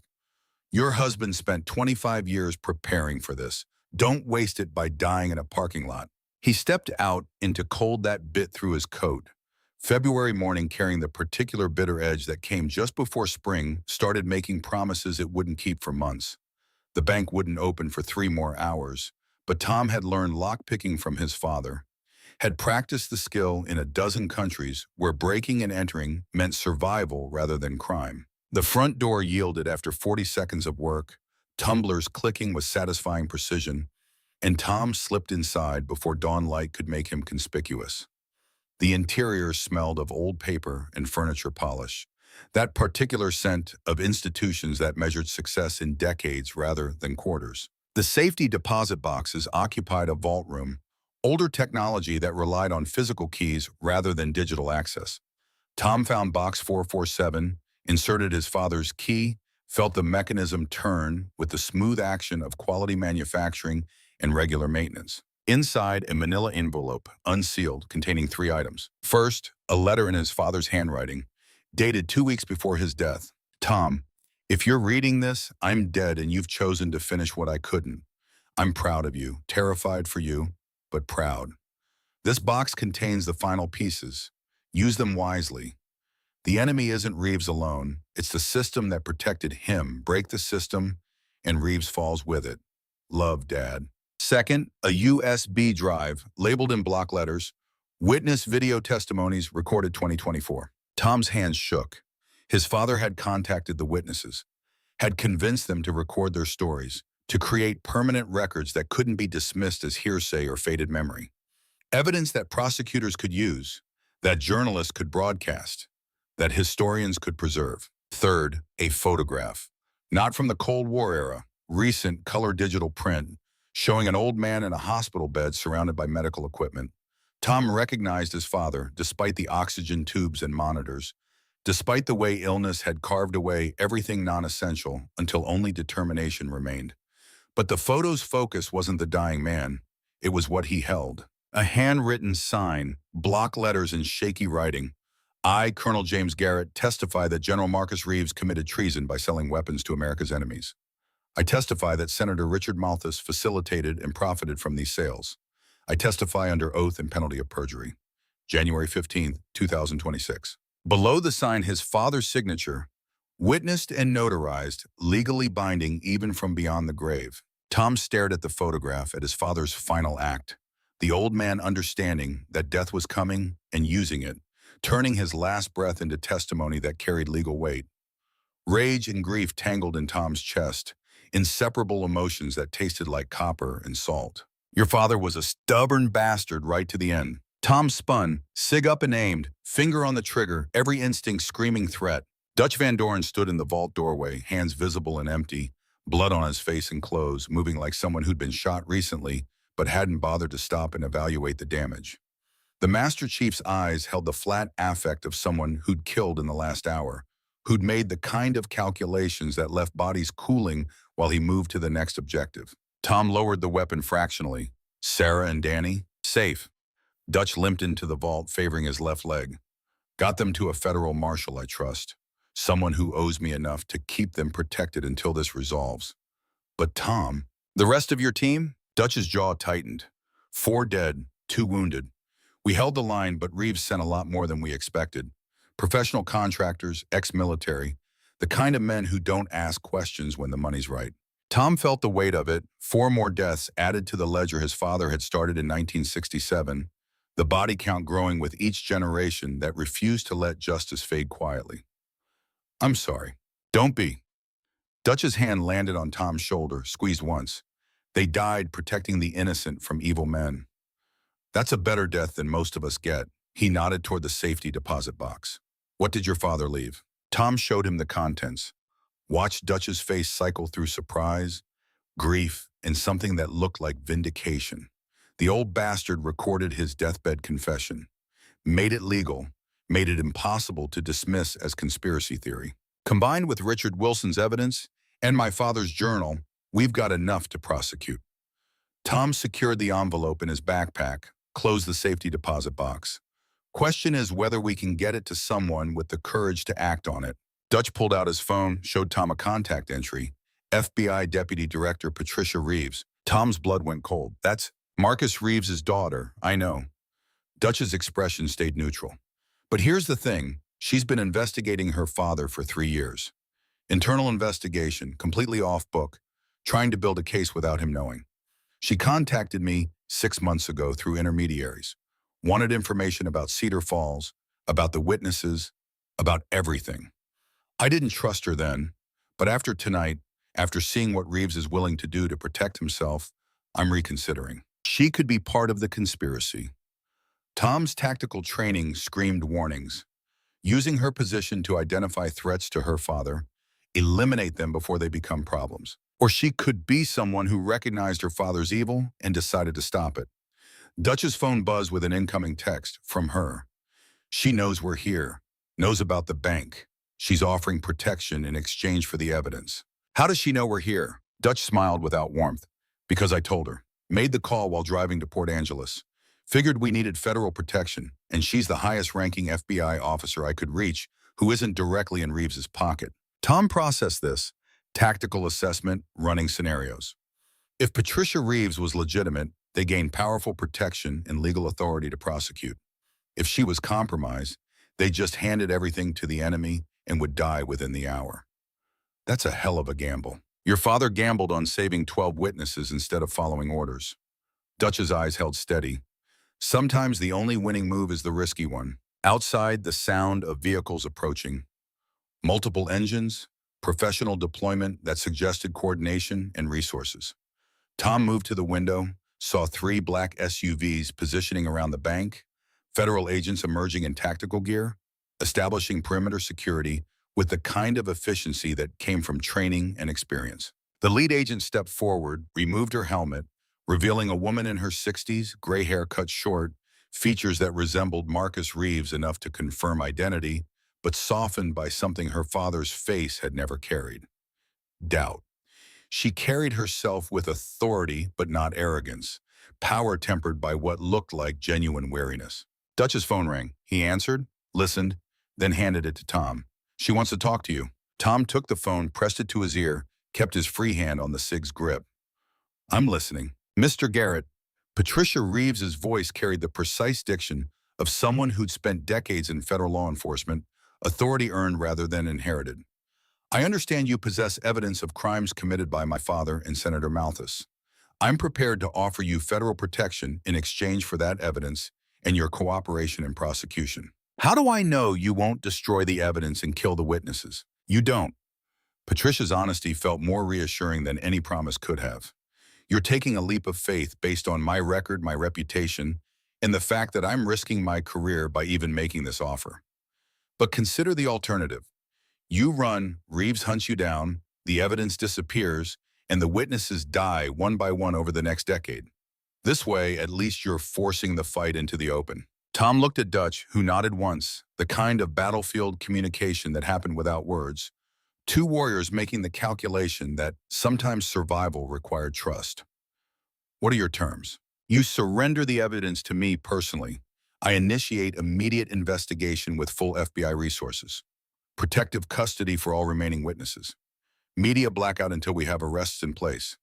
Then coordinated announcement with Justice Department, ensuring maximum visibility and legal protection. And if your father finds out before the arrests happen, then we accelerate the timeline. Patricia's voice hardened. I've been preparing for this for 3 years, Mr. Garrett. I have arrest warrants pre-drafted, evidence compiled, prosecutors briefed and ready. All I've been missing is the final pieces, your father's documentation and the witness testimonies. With those, I can move within 24 hours. Tom made the decision that would either save lives or end them. I want one guarantee. Dr. Sarah Chen and her son Danny, they're protected. Full witness security, new identities if necessary, whatever it takes to keep them safe. Already arranged. Patricia's response came without hesitation. Marshal Hendricks has them in secure location. They'll remain there until this concludes. And the remaining witnesses from Cedar Falls? Teams are en route to their locations now. 8 people, 8 teams, simultaneous protective custody. By noon today, everyone your father saved will be under federal protection. Tom looked at the photograph of his father, at the dying man's final testimony, at 50 years of secrecy ending with one choice. All right, we're coming out. He ended the call, handed the phone back to Dutch, shouldered the backpack containing enough evidence to topple powerful men or get everyone killed depending on whether Patricia Reeves was her father's daughter or her own person. Dutch checked his weapon, professional habit that had nothing to do with trust and everything to do with survival instinct. You ready for this? No, Tom thought about David and his grandchildren, about Margaret buried 5 years now, about his father who'd spent 5 decades running from a fight Tom was about to walk into voluntarily. But I'm doing it anyway. They exited the bank together, hands visible, moving with the deliberate precision of people who understood that nervous federal agents with rifles made mistakes that killed civilians. Patricia Reeves approached alone, leaving her team in position, demonstrating either courage or calculated risk, depending on perspective. Up close, the family resemblance was undeniable but not damning. She had her father's height and bearing, but her eyes carried something Marcus Reeves had never possessed. Empathy for the people caught in systems they didn't build and couldn't escape. Mr. Garrett, she extended her hand, the gesture formal and oddly touching in its normality. I'm sorry about your father. He was a good man in an impossible situation. Tom shook her hand, felt the firm grip of someone who'd earned respect through competence rather than inherited it through connection. Did you know him? Patricia's expression shifted, revealing grief held carefully in check. He contacted me 5 years ago, sent me a letter explaining everything, offering to testify if I could guarantee protection for the witnesses. I tried to arrange it, but my father, she paused, choosing words with precision. My father has resources within the Bureau, people loyal to him personally rather than to institutional justice. Every time I got close to moving forward, evidence disappeared or witnesses changed their minds. Your father died before I could protect him. The guilt in her voice sounded genuine, but Tom had learned through decades of service that sincerity was the easiest thing to fake when the stakes were high enough.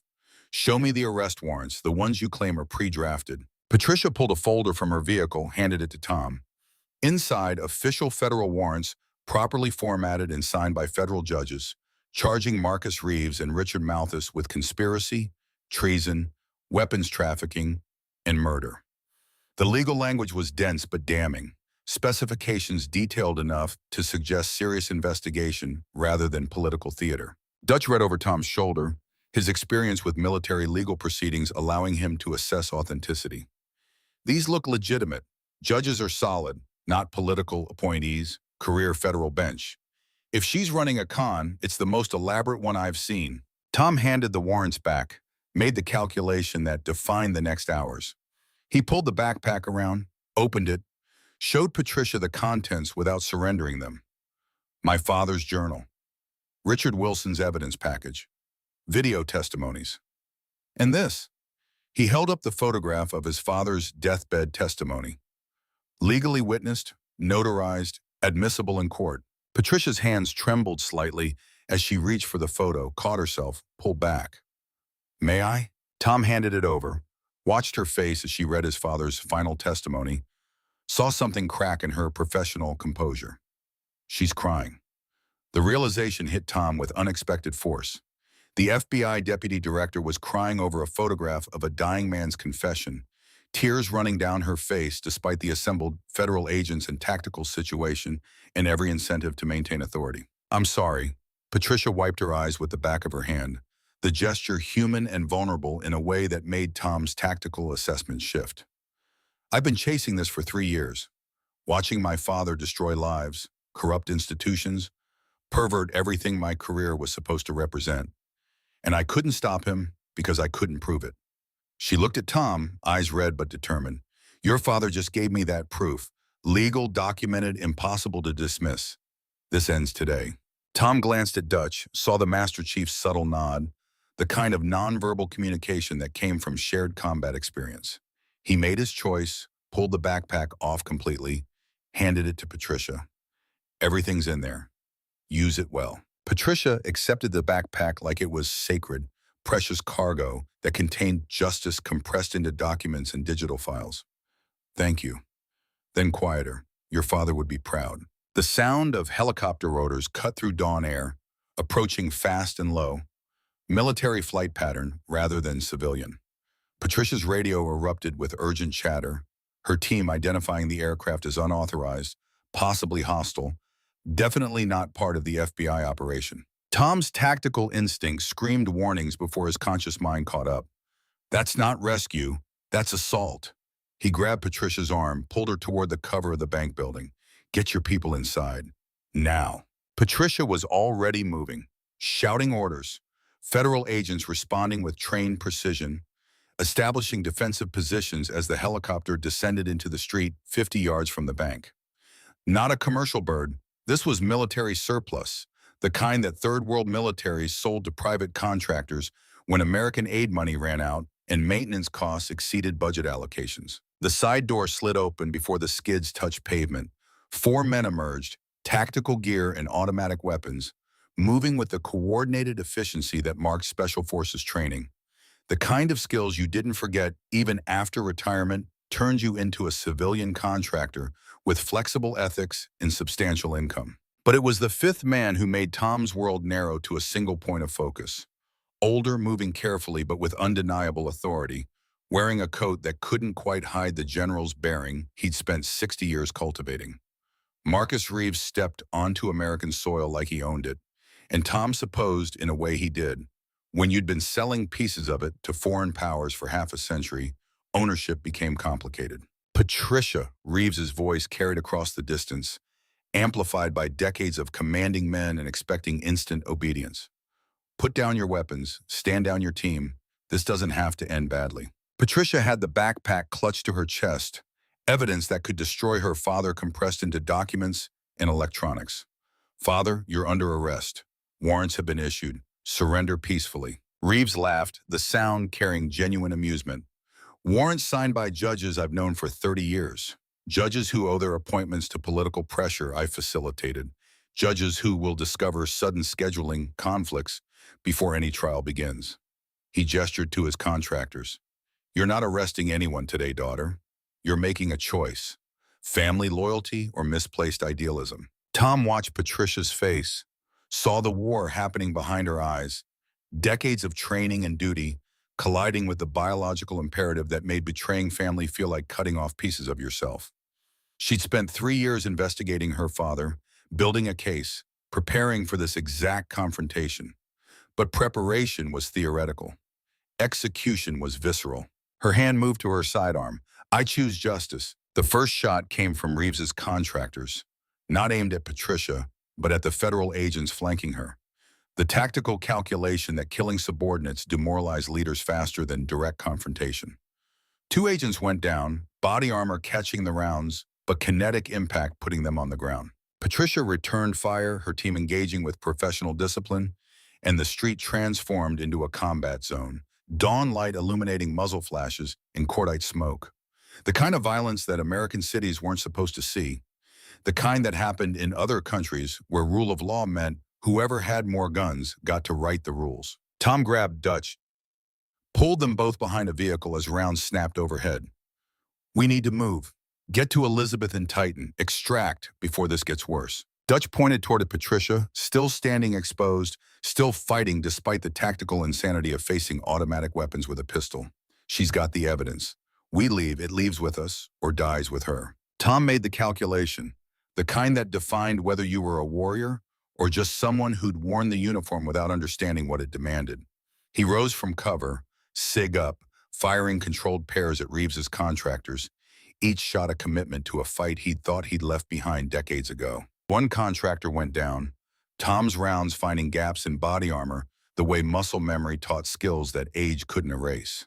The second contractor shifted focus, brought his weapon around toward Tom, and Dutch was moving, closing distance with a speed that shouldn't have existed in a 78-year-old body, tackling the man before he could fire. They went down together, struggling for the weapon, and Tom saw Dutch take a rifle butt to the face, saw blood spray, saw the Master Chief refuse to release his grip because letting go meant dying, and dying meant Reeves won. Tom fired twice more, putting rounds into the contractor Dutch was fighting, watching the man go limp. Dutch rolled clear, face bloodied, spitting teeth, laughing with the kind of manic joy that came from surviving when survival seemed impossible. Patricia was hit, shoulder wound that spun her around, and she stumbled, still clutching the backpack, still fighting to maintain possession of evidence that represented 50 years of delayed justice. Two more contractors advanced on her position, and Tom realized with crystal clarity that they weren't trying to kill her. They were trying to recover the evidence, to take it back to Reeves, to make the last 50 years disappear into bureaucratic oblivion. Tom sprinted forward, age and injury irrelevant against necessity, closing distance before tactical thinking could override instinct.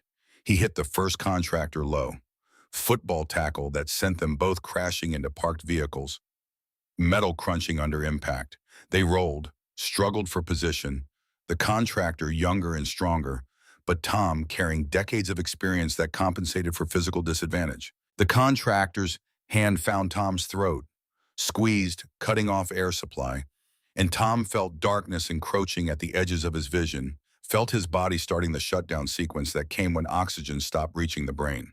He drove his knee up, caught the contractor in the groin, felt the grip slacken enough to gasp a breath, then drove his forehead into the man's nose with force that broke cartilage and sent blood spraying. The contractor released completely, hands going to his shattered face, and Tom stripped the man's sidearm, put 2 rounds center mass, watched the body go still with a detached assessment that came from understanding that mercy got soldiers killed and the mission always came first. Patricia had made it to cover, federal agents forming protective cordon around her, the backpack and its contents secured through training and sacrifice. But Reeves was moving, using the chaos as cover, advancing on a trajectory that would intersect with Patricia's position in seconds. Tom raised the captured pistol, sighted on Marcus Reeves, felt his finger take up trigger slack. The shot was there, clear and easy, center mass on a man responsible for decades of murder and corruption, a man who'd sold American weapons to enemies and killed the soldiers who objected. His finger froze, not from mercy, not from hesitation about whether Reeves deserved death, but from the sudden understanding that killing Reeves here, in the street, would make him a martyr, would allow sympathetic politicians to bury the investigation, to claim a decorated general had been assassinated by a confused veteran with PTSD and delusions about conspiracy. Reeves needed to stand trial, needed to be convicted publicly, evidence aired in court where journalists could report it and historians could document it. needed to die in prison rather than on pavement, justice served through systems rather than violence. Tom lowered the weapon. Reeves saw the motion, saw the moment of mercy, and his expression shifted to something that looked like triumph. He raised his own sidearm, aimed not at Tom but at Patricia, the calculation clear. If he couldn't recover the evidence, he'd kill the investigator and hope chaos buried the truth. Tom moved before thought engaged, throwing himself between father and daughter, human shield driven by instinct that valued protecting the innocent over self-preservation.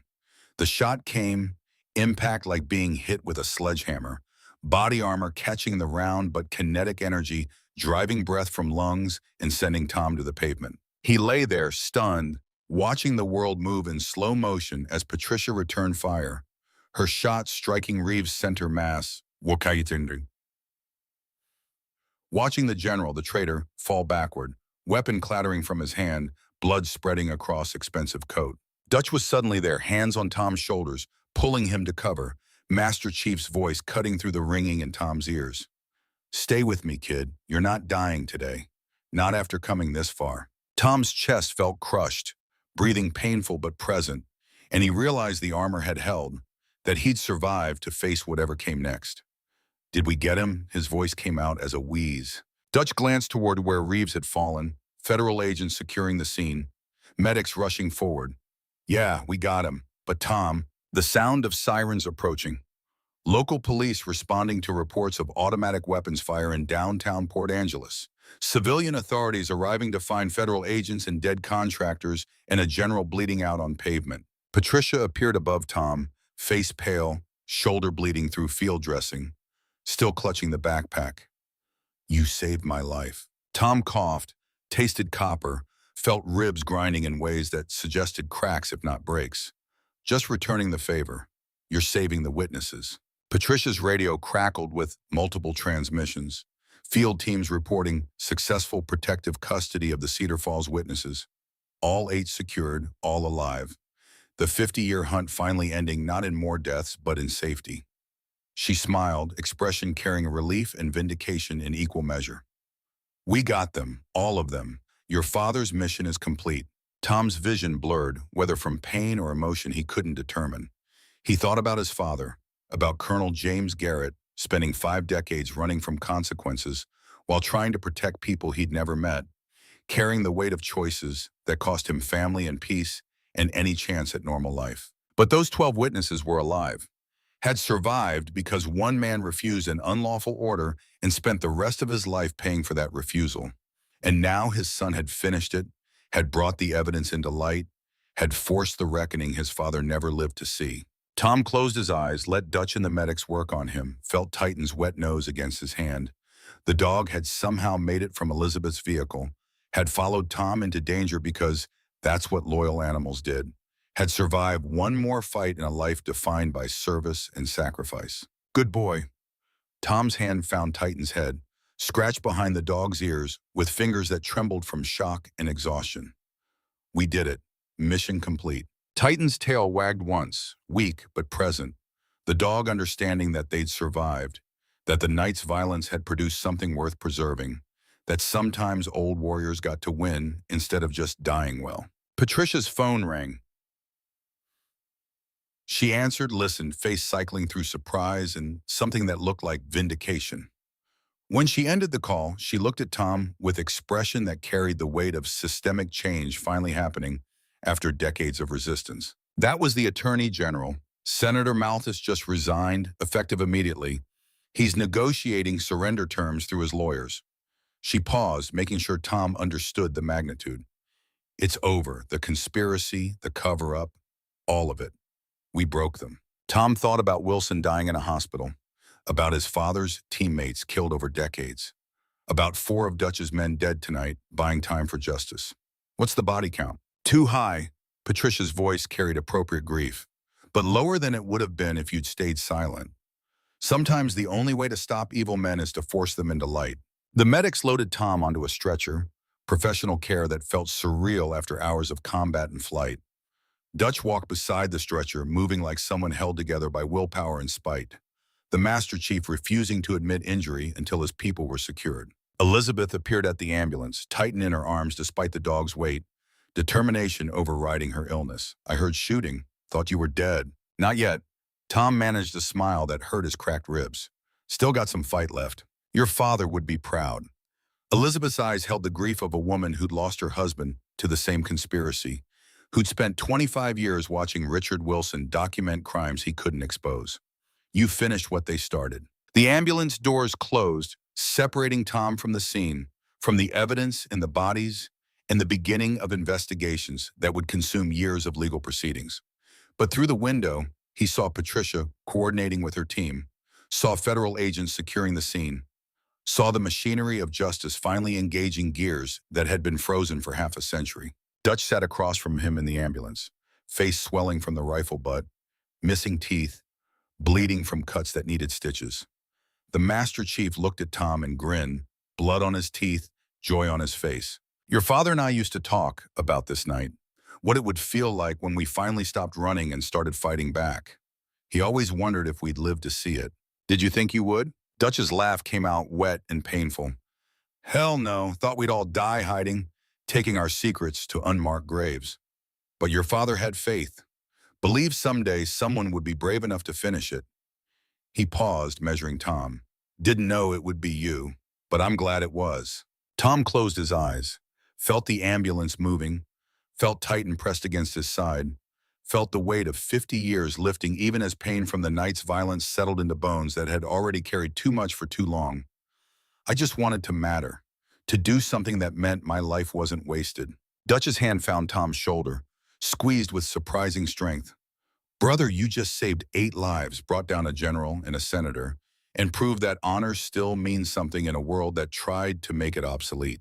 If that's not mattering, I don't know what is. The ambulance continued toward the hospital, carrying 2 old warriors who'd survived one more fight, carrying evidence that would reshape American understanding of its own history, carrying the hope that sometimes doing the right thing actually produced right outcomes instead of just getting good people killed.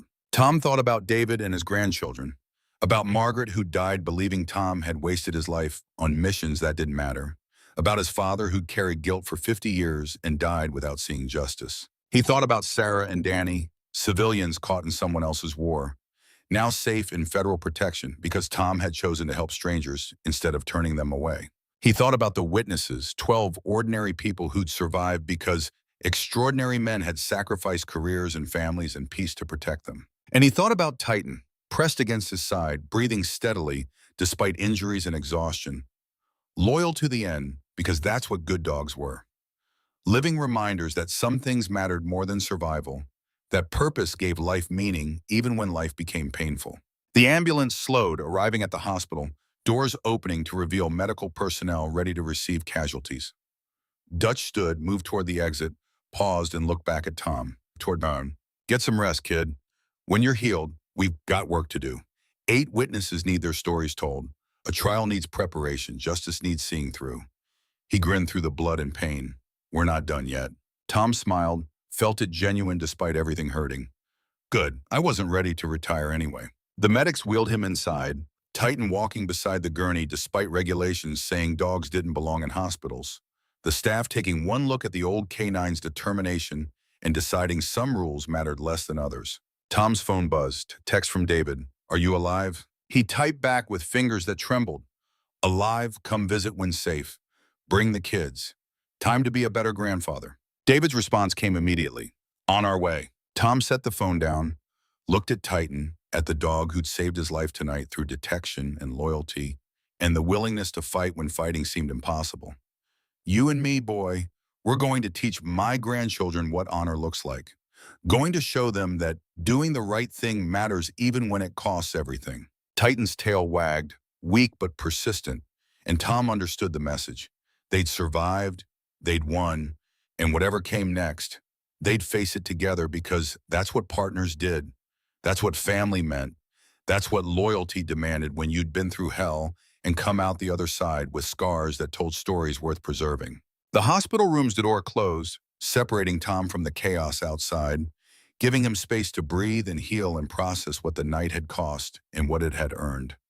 Through the window, dawn light strengthened, revealing a world that looked the same but wasn't.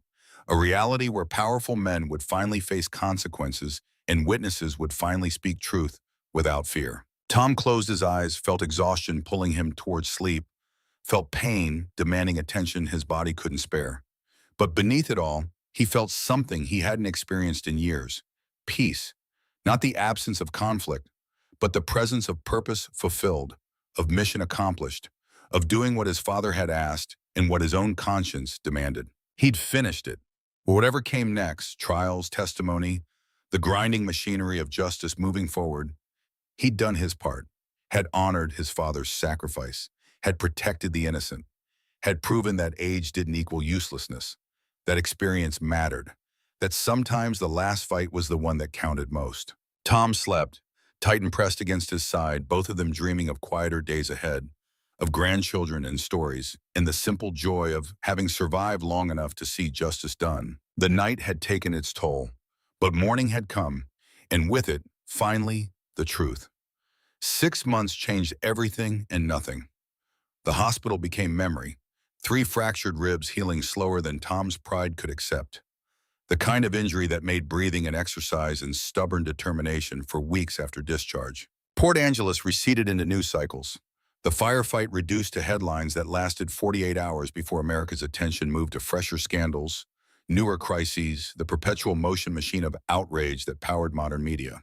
But some things refused to fade. Tom stood in his new backyard, small house outside Seattle, close enough to David for weekly visits, far enough from the cabin's ghost to feel like starting over, watching his grandson teach commands to a young Belgian Malinois puppy. The young, 8 weeks old and mostly paws, tried to sit on command and ended up rolling sideways, tail wagging with the uncoordinated enthusiasm that only puppies possessed. Marcus, named after Margaret rather than the general who died on Port Angeles pavement, laughed with the unself-conscious joy of 8-year-olds who hadn't yet learned that caring deeply made you vulnerable. Again, Grandpa, watch this. Tom watched, felt something in his chest unclench. This was what his father had been protecting. Not witnesses or evidence or abstract concepts of justice. The ability of children to grow up safe enough to laugh at clumsy puppies, to trust that adults would handle the dangerous things so they didn't have to. The sliding door opened behind him. David emerged carrying 2 beers, handed one to Tom without commentary, the gesture carrying weight that conversation couldn't match. They'd spent 6 months rebuilding, finding ways to talk that didn't circle back to old resentments, learning that forgiveness wasn't forgetting, but choosing to build forward despite pain. How's he doing? David nodded toward Marcus and the puppy. Better than Titan did at that age. Tom took the beer, let the cold glass anchor him in present moment. Your grandfather taught Titan to sit in one afternoon. Took me 3 days. You were impatient. Still am. Tom watched the puppy finally execute a proper sit, saw his grandson's face light up with achievement. But I'm learning patience. Better late than never. David's hand found Tom's shoulder. Squeezed once, released. You're doing good, Dad. With Marcus. With this. He gestured vaguely at the house, the yard, the careful reconstruction of something approximating normal life. Mom would be proud. Tom's throat tightened. Your mother wanted me retired and present. Took me 75 years and a war to figure out she was right. They stood in comfortable silence, watching Marcus try to teach the puppy to shake, the dog offering a paw with tentative confusion. Learning through repetition what good behavior earned. Tom thought about Titan, buried under an oak tree at the property's edge, granite marker reading simply, faithful unto death. The old K9 had lasted 3 weeks after Port Angeles, long enough to see Reeves arrested, long enough to sleep on Tom's hospital bed despite regulations, long enough to understand that their mission was complete. The dog had died peacefully, Tom's hand on his head, Dutch Van Dorn standing witness, the Master Chief reciting a prayer. Tom hadn't known the old warrior possessed, ashes to ashes, dust to dust, but loyalty echoes longer than breath. It wasn't standard liturgy, but it fit better than anything official could have. Phone buzzed in Tom's pocket. Text from Patricia Reeves. Opening statements begin tomorrow. You ready? Tom typed back, as ready as I'll ever be. Patricia had resigned from the FBI 3 weeks after Port Angeles. Ethical obligation demanding she step aside when her father became the subject of her investigation. But she'd stayed involved through the Attorney General's special prosecution team, advisory role that let her see through what she'd started without compromising the legal proceedings. The trial had consumed 6 months of preparation. Marcus Reeves faced 43 counts ranging from weapons trafficking to conspiracy to commit murder. Senator Malthus, who'd resigned but couldn't escape prosecution, faced similar charges plus additional counts related to his Senate position. The evidence Tom had delivered, his father's journal, Richard Wilson's documentation, the video testimonies, formed the prosecution's foundation, physical proof that survived legal challenges and procedural motions. But trials required more than documents. They required witnesses willing to testify, to stand in federal court and speak truth about events 50 years old, to risk perjury charges if their memories proved faulty under cross-examination. 8 witnesses from Cedar Falls: Sarah Chen and her testimony about Wilson's death, Dutch Van Doren and his corroboration of events, and Tom himself, the thread connecting his father's past to the present's reckoning. Tomorrow it began. Opening statements, prosecution outlining the case, defense attacking credibility, questioning motives, employing every legal tactic to create reasonable doubt. Justice as chess match, where truth mattered less than persuasion, where getting it right meant navigating systems designed to move slowly and favor those with resources. David's voice pulled Tom back to present. "You thinking about tomorrow?" Tom nodded, sipped beer that had gone warm in his hand, thinking about what testimony costs. Those witnesses spent 50 years in hiding. Tomorrow they step into spotlights, face cameras, have their real names attached to historical record.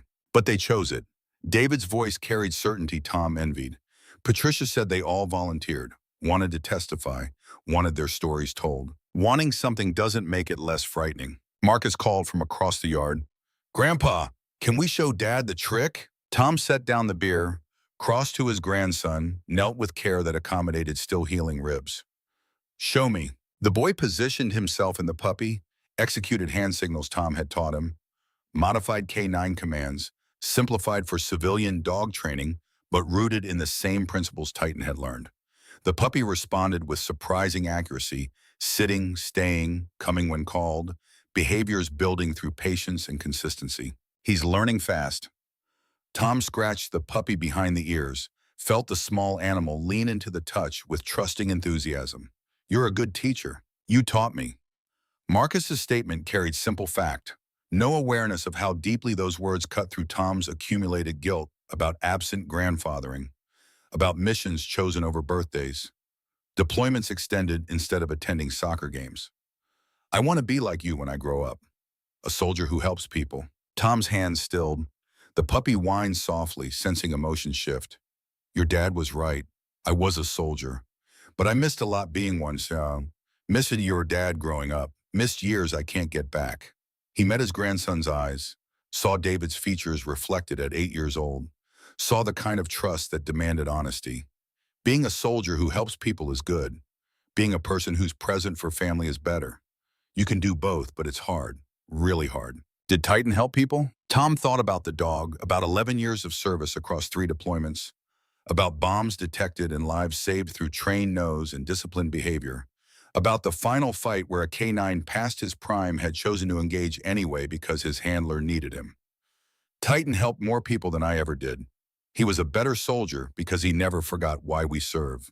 To protect, not to glory seek or chase medals, just to keep people safe. I want to be like Titan too. Tom pulled his grandson into a hug, felt small arms wrap around his neck with unconscious strength. "Then you'll be one hell of a man." David joined them, completing the circle. 3 generations in a backyard that smelled of cut grass and autumn approaching. The kind of moment Margaret had begged for and Tom had been too busy to provide. The puppy squirmed between them, tail wagging, happy in the way only dogs and children managed, completely, without reservation or doubt. "I should get him home." David glanced at his watch, parental responsibility overriding desire to extend the moment. "School night, homework still pending." Marcus groaned but didn't argue, the kind of token protest that came from good kids who understood rules mattered. "Can Grandpa come to my soccer game Saturday?" Tom looked at David, saw his son's carefully neutral expression, the guarded hope that came from too many disappointments. "I'll be there. Front row. Might embarrass you by cheering too loud." Marcus's grin could have powered cities. Promise? Tom's chest tightened around the word, around the weight of promises broken and kept, around the accumulation of presence and absence that defined relationships.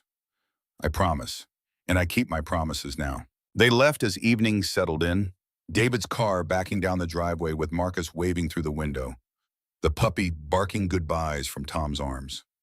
Silence returned, heavy with the kind of peace that felt fragile, temporary, like good weather between storms.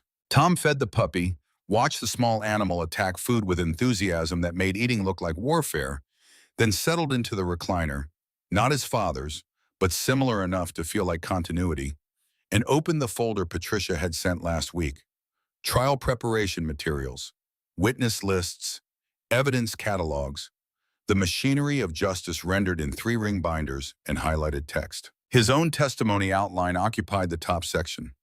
Patricia's team had been thorough, questions mapped out with precision, expected defense challenges anticipated and countered.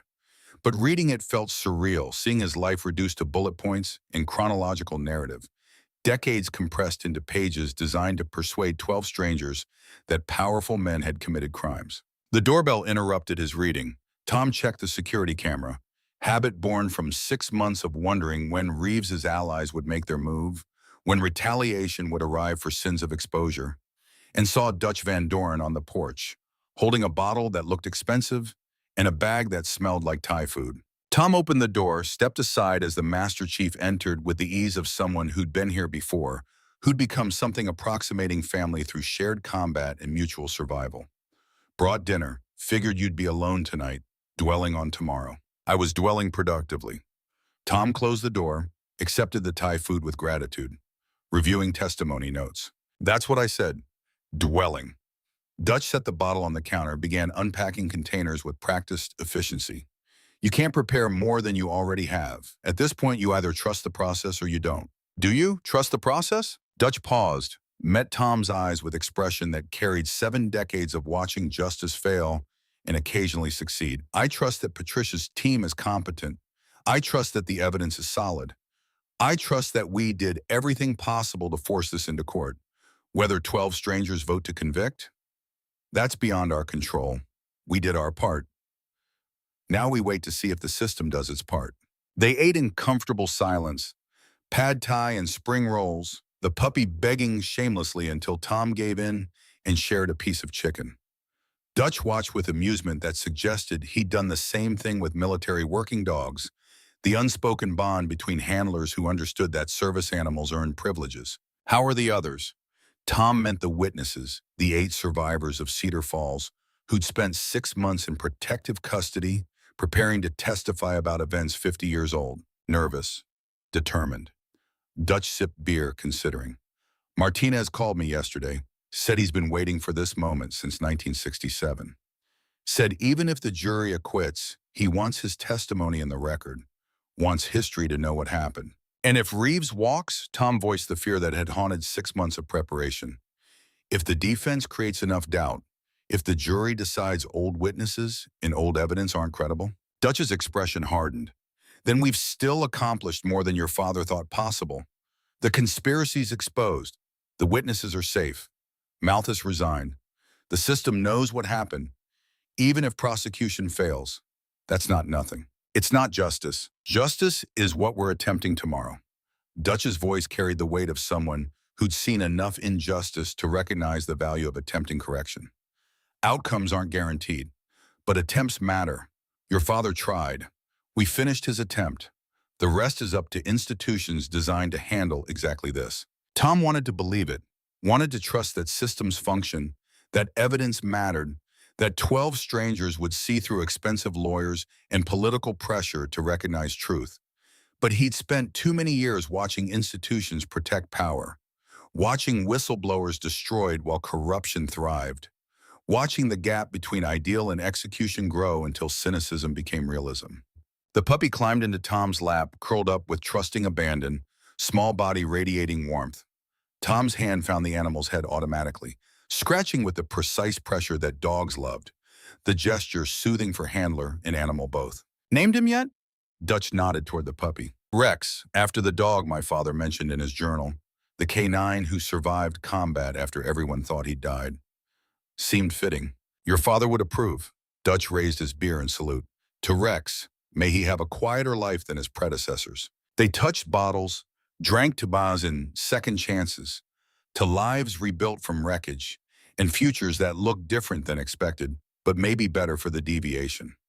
Dutch stayed until midnight, talking about everything except the trial, phishing stories, complaints about VA healthcare, speculation about whether the Seahawks would finally fix their offensive line. Normal conversation between old men who'd survived abnormal circumstances, finding comfort in mundane concerns after months of extraordinary stress. After Dutch left, Tom stood on the porch watching taillights disappear, Rex at his feet, the puppy's presence a reminder that life continued, that purposes renewed themselves if you survived long enough to find them.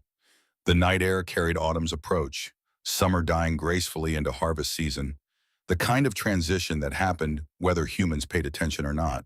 Tomorrow he'd testify, would sit in federal court and recount his father's confession tape, would authenticate documents and photographs, would face cross-examination designed to discredit or confuse or plant doubt, would do what his father couldn't, speak publicly about choices made and prices paid, about honor valued over obedience and consequences accepted rather than evaded. Tom slept poorly, dreams cycling through Port Angeles firefight and his father's funeral, through Titan's final breaths and Margaret's disappointed eyes, through every moment where he'd chosen wrong and consequences rippled forward through years of regret.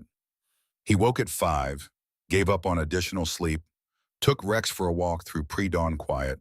The puppy explored with enthusiastic curiosity, sniffing everything, marking territory with serious concentration, learning the neighborhood that would define his geography. Tom watched the small animal navigate the world, remembered Titan at the same age, remembered teaching basic commands in base housing while Margaret watched from the porch, pregnant with David, building the family Tom would later neglect in favor of deployments and missions. Different this time. The promise felt presumptuous, tempting fate, but Tom made it anyway. This time I stay. This time I choose presence over mission. This time I don't waste second chances. The federal courthouse loomed downtown, brutalist architecture designed to intimidate, to remind citizens that justice operated from positions of power and authority. Tom arrived 90 minutes early, security clearance expedited through Patricia's coordination, escorted to a witness preparation room that smelled of old coffee and institutional cleaning products. Patricia waited inside, looking exhausted despite professional presentation. 6 months of 16-hour days evident in the shadows under her eyes. The prosecution team surrounded her. 3 attorneys, 2 paralegals, an investigator, all reviewing final preparations with the manic energy that came from knowing the stakes exceeded individual careers. Mr. Garrett, Patricia's greeting carried warmth despite formality. Thank you for coming early. We wanted to review a few points before proceedings begin. Tom settled into the offered chair, accepted coffee that tasted burnt but caffeinated. What points? Patricia pulled up a document on her laptop, rotated it so Tom could read. Defense is going to attack your credibility. They'll emphasize your estrangement from your father, suggest you had financial motivation to fabricate evidence. They'll question your mental state, hint at PTSD, imply your testimony is unreliable. Standard defense tactics. Tom had been briefed on this, had practiced responses with Patricia's team. I tell the truth, let them question it. The truth is that you inherited nothing. Patricia's finger tapped a line item. Your father's estate was minimal, the cabin burned. His savings covered funeral expenses with remainder going to charity. You gained no financial benefit from this prosecution. I gained justice for his sacrifice. Tom's voice carried steel. That's benefit enough. That's what you'll tell the jury. Patricia's smile carried approval. No rehearsed lines, no false emotion, just honest accounting of why you're here. She paused, measuring him. Are you ready? Tom thought about his father, about 50 years of silence ending with one choice. Thought about Wilson dying in Sarah's ER. Thought about Dutch's teammates killed buying time for witnesses to escape. Thought about Titan's loyalty and Marcus's trust and David's tentative reconciliation. Ready as I'll ever be. Let's do this. The courtroom filled slowly. Journalists claiming front row seats, sketch artists preparing materials since cameras weren't permitted, members of Congress attending to demonstrate concern about military corruption. The jury filed in 7 women, 5 men, ages ranging from mid-20s to late 60s, faces carefully neutral behind the practiced expressions people wore when instructed that they were deciding someone's fate. Marcus Reeves sat at the defense table, diminished by 6 months of detention, the general's bearing reduced by orange jumpsuit and ankle monitor. But his eyes remained sharp, predatory, the gaze of someone who'd spent decades outmaneuvering opponents and didn't believe this jury would be different. Senator Malthus occupied the second defense table, separate trial but joint proceedings for efficiency. He looked older than his 68 years, career destroyed, legacy rewritten from statesman to criminal, the kind of fall that Greek tragedy promised and American politics occasionally delivered. The judge entered, Honorable Sandra Martinez, no relation to the Cedar Falls witness, appointed to federal bench 20 years ago with reputation for fairness and intolerance for theatrical lawyers. She surveyed the courtroom with expression that promised professional conduct or swift consequences. The prosecution's opening statement took 90 minutes. Lead attorney Hamar Scriptium, Margaret Chen, daughter of witness Helen Chen and unrelated to Dr. Sarah Chen, who testified earlier in pretrial proceedings, outlined the case with devastating precision. Weapons sales, witness elimination, 5 decades of conspiracy, evidence documented by Colonel James Garrett and Richard Wilson, corroborated by 8 surviving witnesses in federal investigation. She showed photographs. Reeves and Malthus meeting with CIA officials in the late 60s. Wire transfers between shell companies. Autopsy reports for SEAL teammates whose deaths had been ruled accidents. The visual accumulation of evidence, building brick by brick until the wall of proof felt insurmountable. The defense countered with reasonable doubt.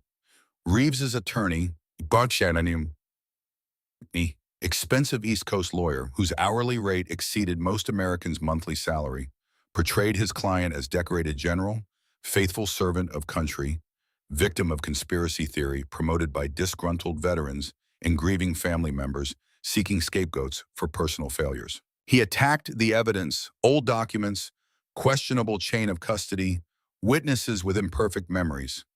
He attacked James Garrett, estranged from family, paranoid, possibly suffering dementia in final years. He attacked the investigation, rushed, politically motivated, built on circumstantial connections rather than direct proof. Malthus's defense followed similar strategy. Distinguished senator, decades of service, tragic that final years would be tainted by baseless accusations from witnesses with obvious credibility problems. Tom listened from the witness room, audio piped in through speakers, feeling rage build with each dismissal, each minimization. These weren't baseless accusations. These were documented crimes. These were bodies buried and lives destroyed and evidence collected through sacrifice. But trials weren't about truth. They were about persuasion, about which narrative 12 strangers found more compelling when faced with complexity and asked to render binary judgment. The prosecution called witnesses in strategic order. First, the documentary evidence, FBI agents testifying about authenticating Garrett's journal, Wilson's files, the financial records, dry but essential, building foundation that later testimony would occupy. Second, the Cedar Falls witnesses.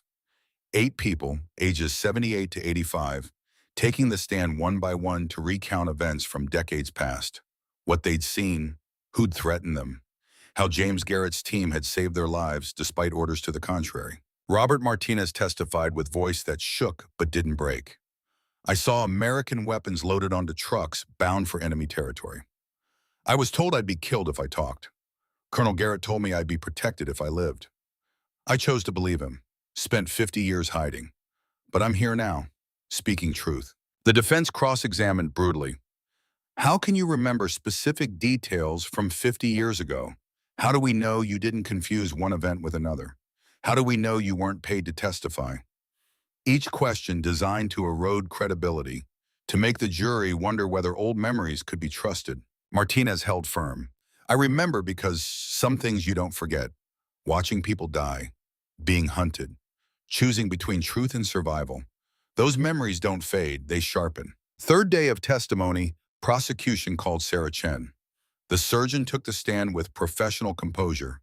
recounted Wilson's death, his final words about Cedar Falls, the threats from men claiming to be federal agents. Her medical expertise added weight.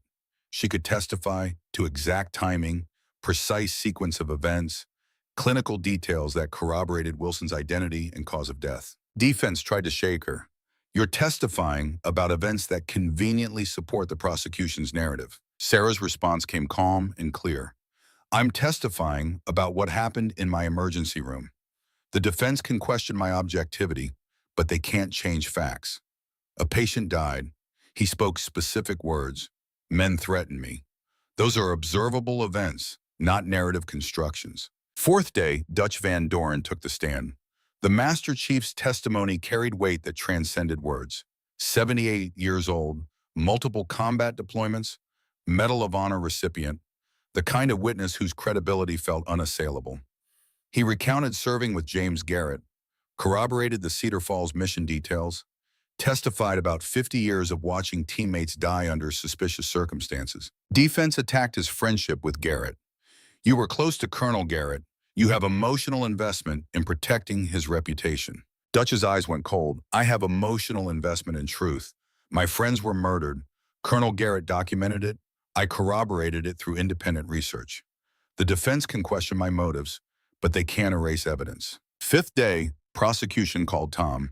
He approached the stand with knees that threatened to buckle, placed his hand on the Bible, swore oath that felt heavier than any he'd taken during military service, sat in the chair that had held 8 witnesses before him, faced the courtroom filled with spectators and the men whose crimes he was affirming.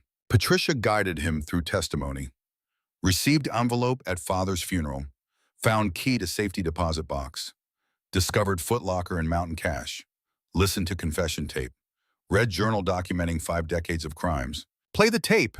Patricia's request fell into sudden silence. The bailiff activated audio equipment.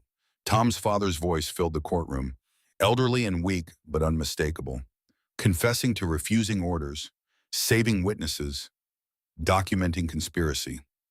Tom closed his eyes, heard his father speak publicly for the first time, felt the weight of 50 years of silence breaking.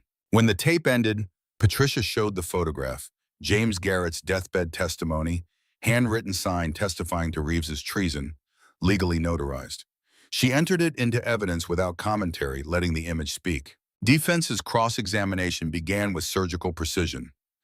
Mr. Garrett, you were estranged from your father for most of your adult life, correct? Tom met the lawyer's eyes. Correct. You had minimal contact, didn't attend family events, weren't present for his final illness. Correct. Tom felt each word like a blade. So how can you testify to his mental state? How do you know this tape wasn't recorded during dementia? How do you know the journal isn't fabrication? Tom's hands gripped the armrests, wood solid beneath his palms. Because the evidence he collected has been corroborated by 8 witnesses, FBI investigation, and physical documents with verified provenance. Because his testimony aligns with facts established through independent sources. Because truth doesn't require a good relationship between father and son, it just requires documentation. But you inherited nothing from his estate. The lawyer's tone shifted, implying suspicion. No money, no property after the cabin burn. So what's your motivation for pursuing this prosecution? Tom looked at the jury, at 12 faces watching him with expressions ranging from sympathy to skepticism. My motivation is that my father spent 50 years protecting witnesses from powerful men who wanted them dead. He died without seeing justice. I'm finishing what he started because it's right. Because those witnesses deserve safety. Because crimes don't have statute of limitations when they're treason. The lawyer tried different angles. Your PTSD diagnosis, your history of isolation, your strained family relationships. Each question designed to paint Tom as unreliable, damaged, possibly delusional. Tom answered with calm precision, refusing to be rattled. PTSD doesn't erase memory. Isolation doesn't create elaborate conspiracies. Strained family relationships don't fabricate 50 years of documented evidence. You can question my mental health, but you can't dismiss physical proof. The cross-examination lasted 3 hours. By the end, Tom's throat felt raw. His ribs ached from tension. His hands trembled from adrenaline crash. But he'd held firm, hadn't contradicted earlier testimony, hadn't given defense ammunition for reasonable doubt. Patricia's redirect was brief. Mr. Garrett, why did you risk your life to protect Dr. Chen and her son? Because they needed help. Because I could provide it. Because that's what we do, protect the innocent. And why are you here today? Tom looked at Reeves, at the general who'd sold weapons to America's enemies and murdered the men who objected. Because my father couldn't be. Because the witnesses deserve justice. Because exposing the truth matters even when it's difficult. Patricia nodded, no further questions. The trial continued for 3 more weeks. Expert witnesses on document authentication. Financial analysts tracing money between shell companies. The prosecution built its case brick by methodical brick, evidence accumulating until the weight felt crushing. Defense mounted vigorous response. Character witnesses for Reeves, fellow generals, congressional allies, veterans who served under his command, all testifying to his patriotism, his service, his dedication. Painting the prosecution's case as witch hunt, persecution of decorated officer by ungrateful civilians who didn't understand military necessity. But the evidence held. Wire transfers couldn't be explained away. Witness testimony corroborated too many independent sources.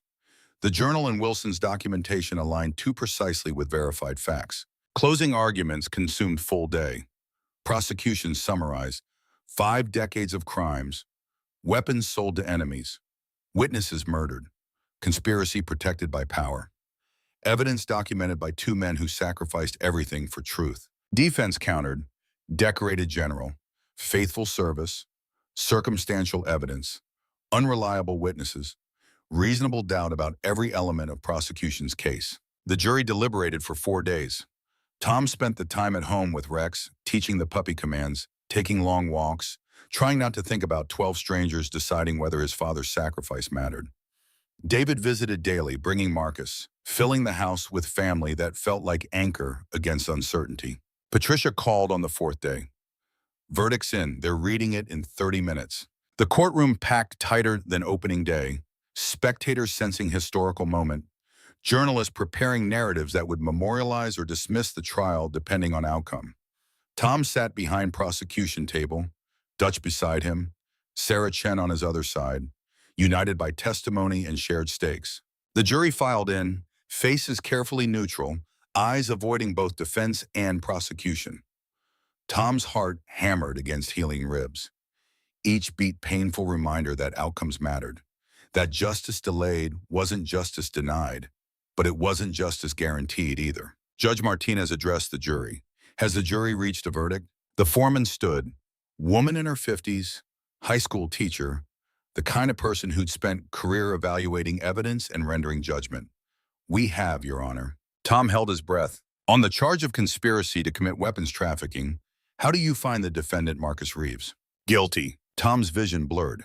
Dutch's hand found his shoulder, squeezed hard enough to hurt. On the charge of conspiracy to commit murder? Guilty. 41 more counts. Guilty on each one.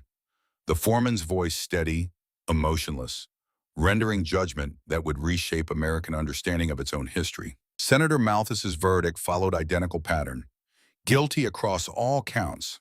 The corruption exposed, the conspiracy confirmed.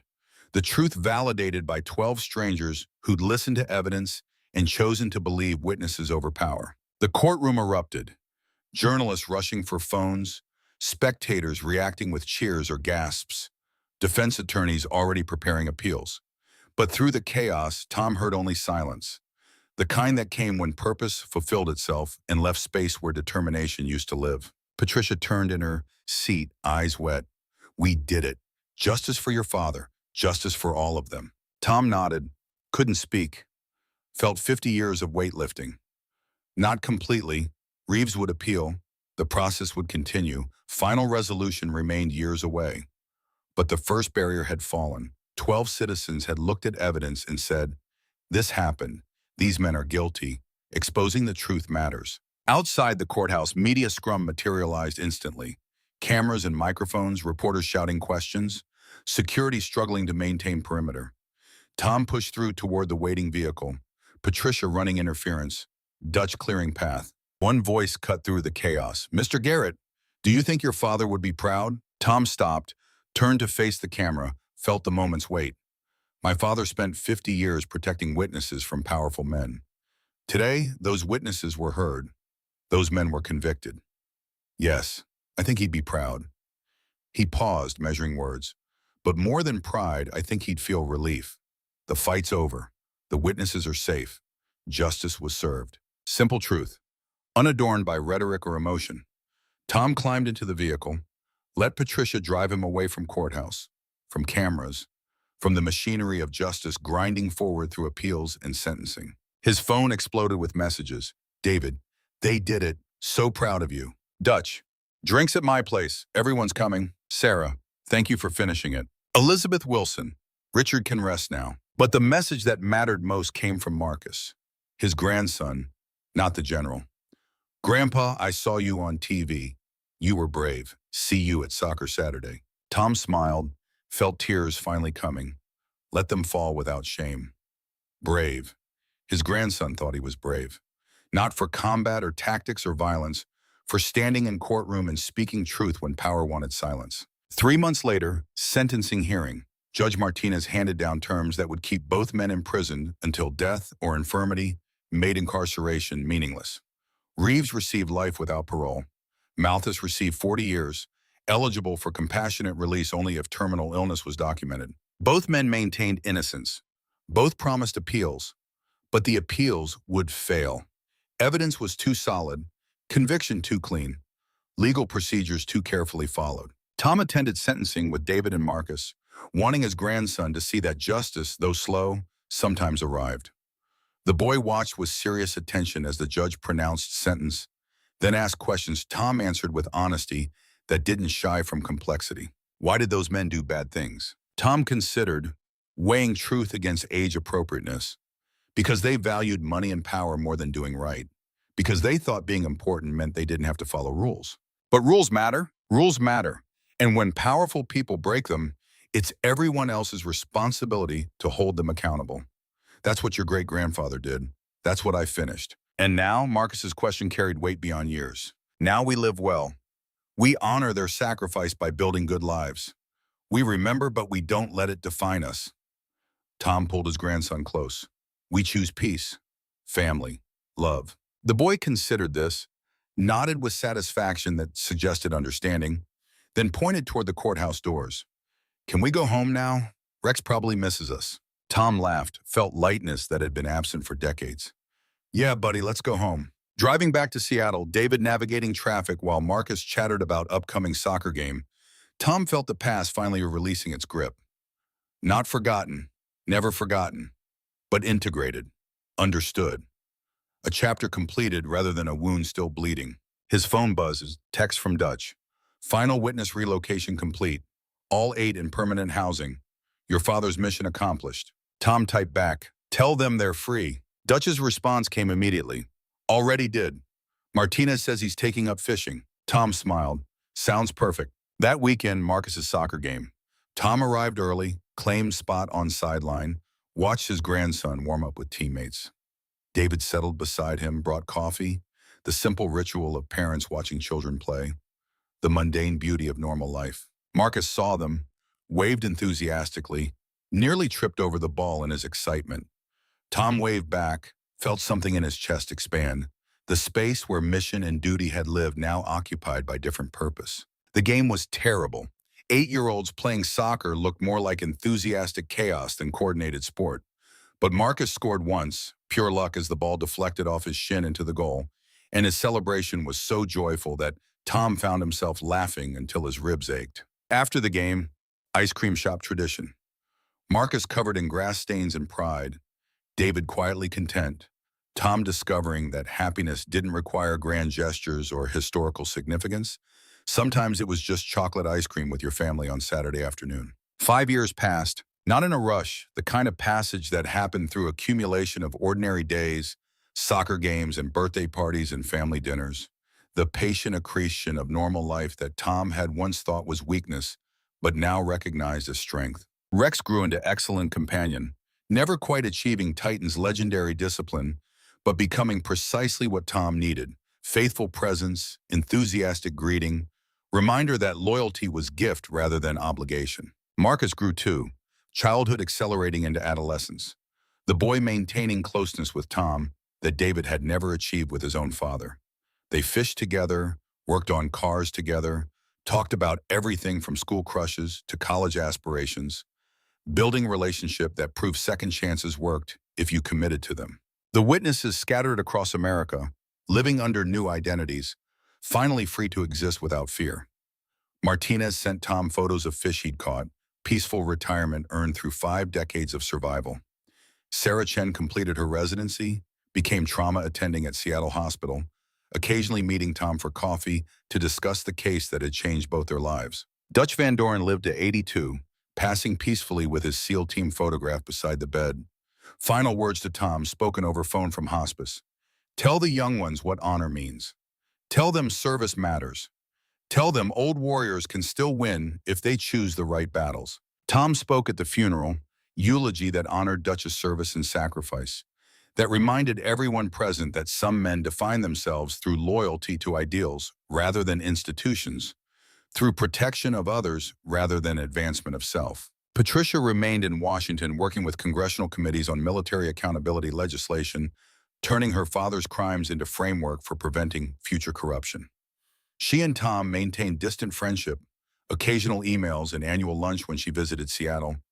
Two people bonded by having chosen truth over easier paths. On the 5th anniversary of the trial verdict, Tom stood in his backyard, same spot where he'd watched Marcus teach commands to young Rex, now watching that puppy grown into 70-pound adult teaching tricks to Marcus's younger sister. The cycle continuing, generations building on lessons learned through sacrifice. David joined him, both holding beers in comfortable silence that had replaced earlier tension. You ever regret it? Getting involved? Finishing Dad's mission? Tom considered, honest assessment of 5 years lived differently than the preceding 75.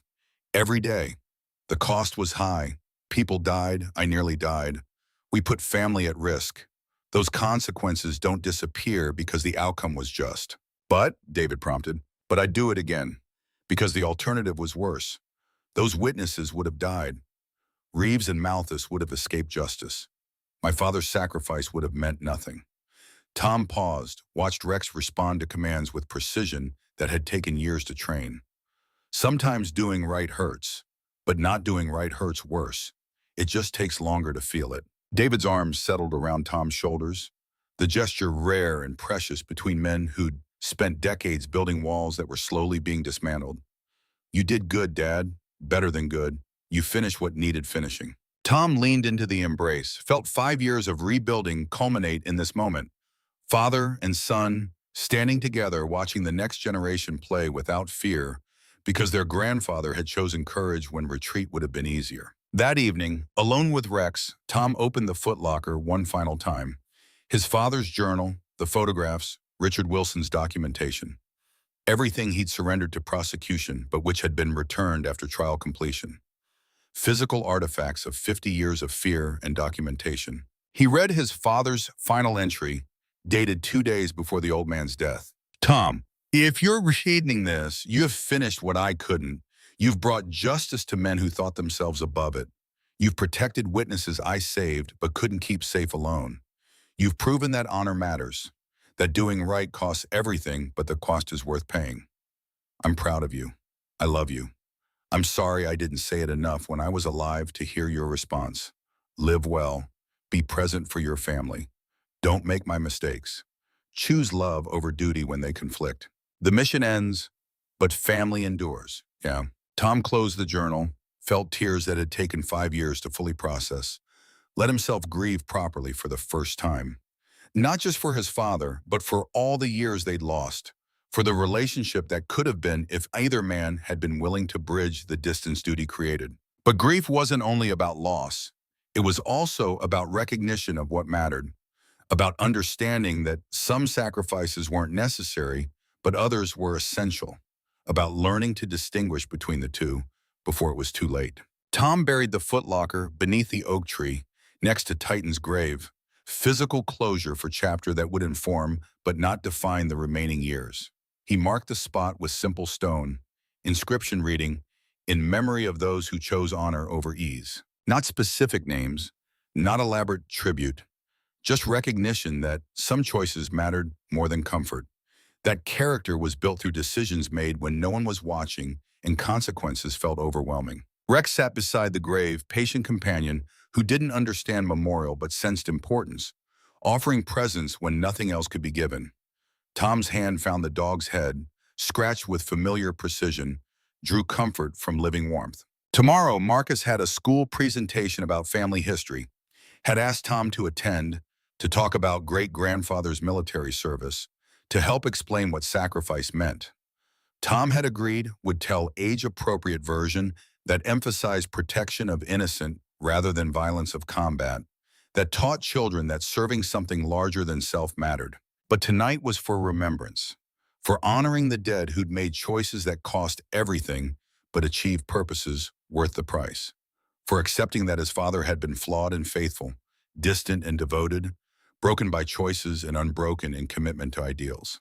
Tom stood, Rex beside him, house lights visible through trees, family waiting inside, future stretching forward with possibilities his father never achieved but made possible through sacrifice. He thought about Cedar Falls witnesses living peacefully across America, finally free. He thought about Sarah and Danny, building normal lives without fear. He thought about Dutch and his teammates, about Titan and Rex, about the continuity of service across generations and species. He thought about David and Marcus and the relationship he was building through presence rather than distance, through choice rather than duty. And he thought about Margaret, buried 5 years now, hoping that wherever she was, she could see him trying, could recognize that he'd finally learned the lessons she tried to teach, could forgive the decades wasted because the remaining years were being lived right.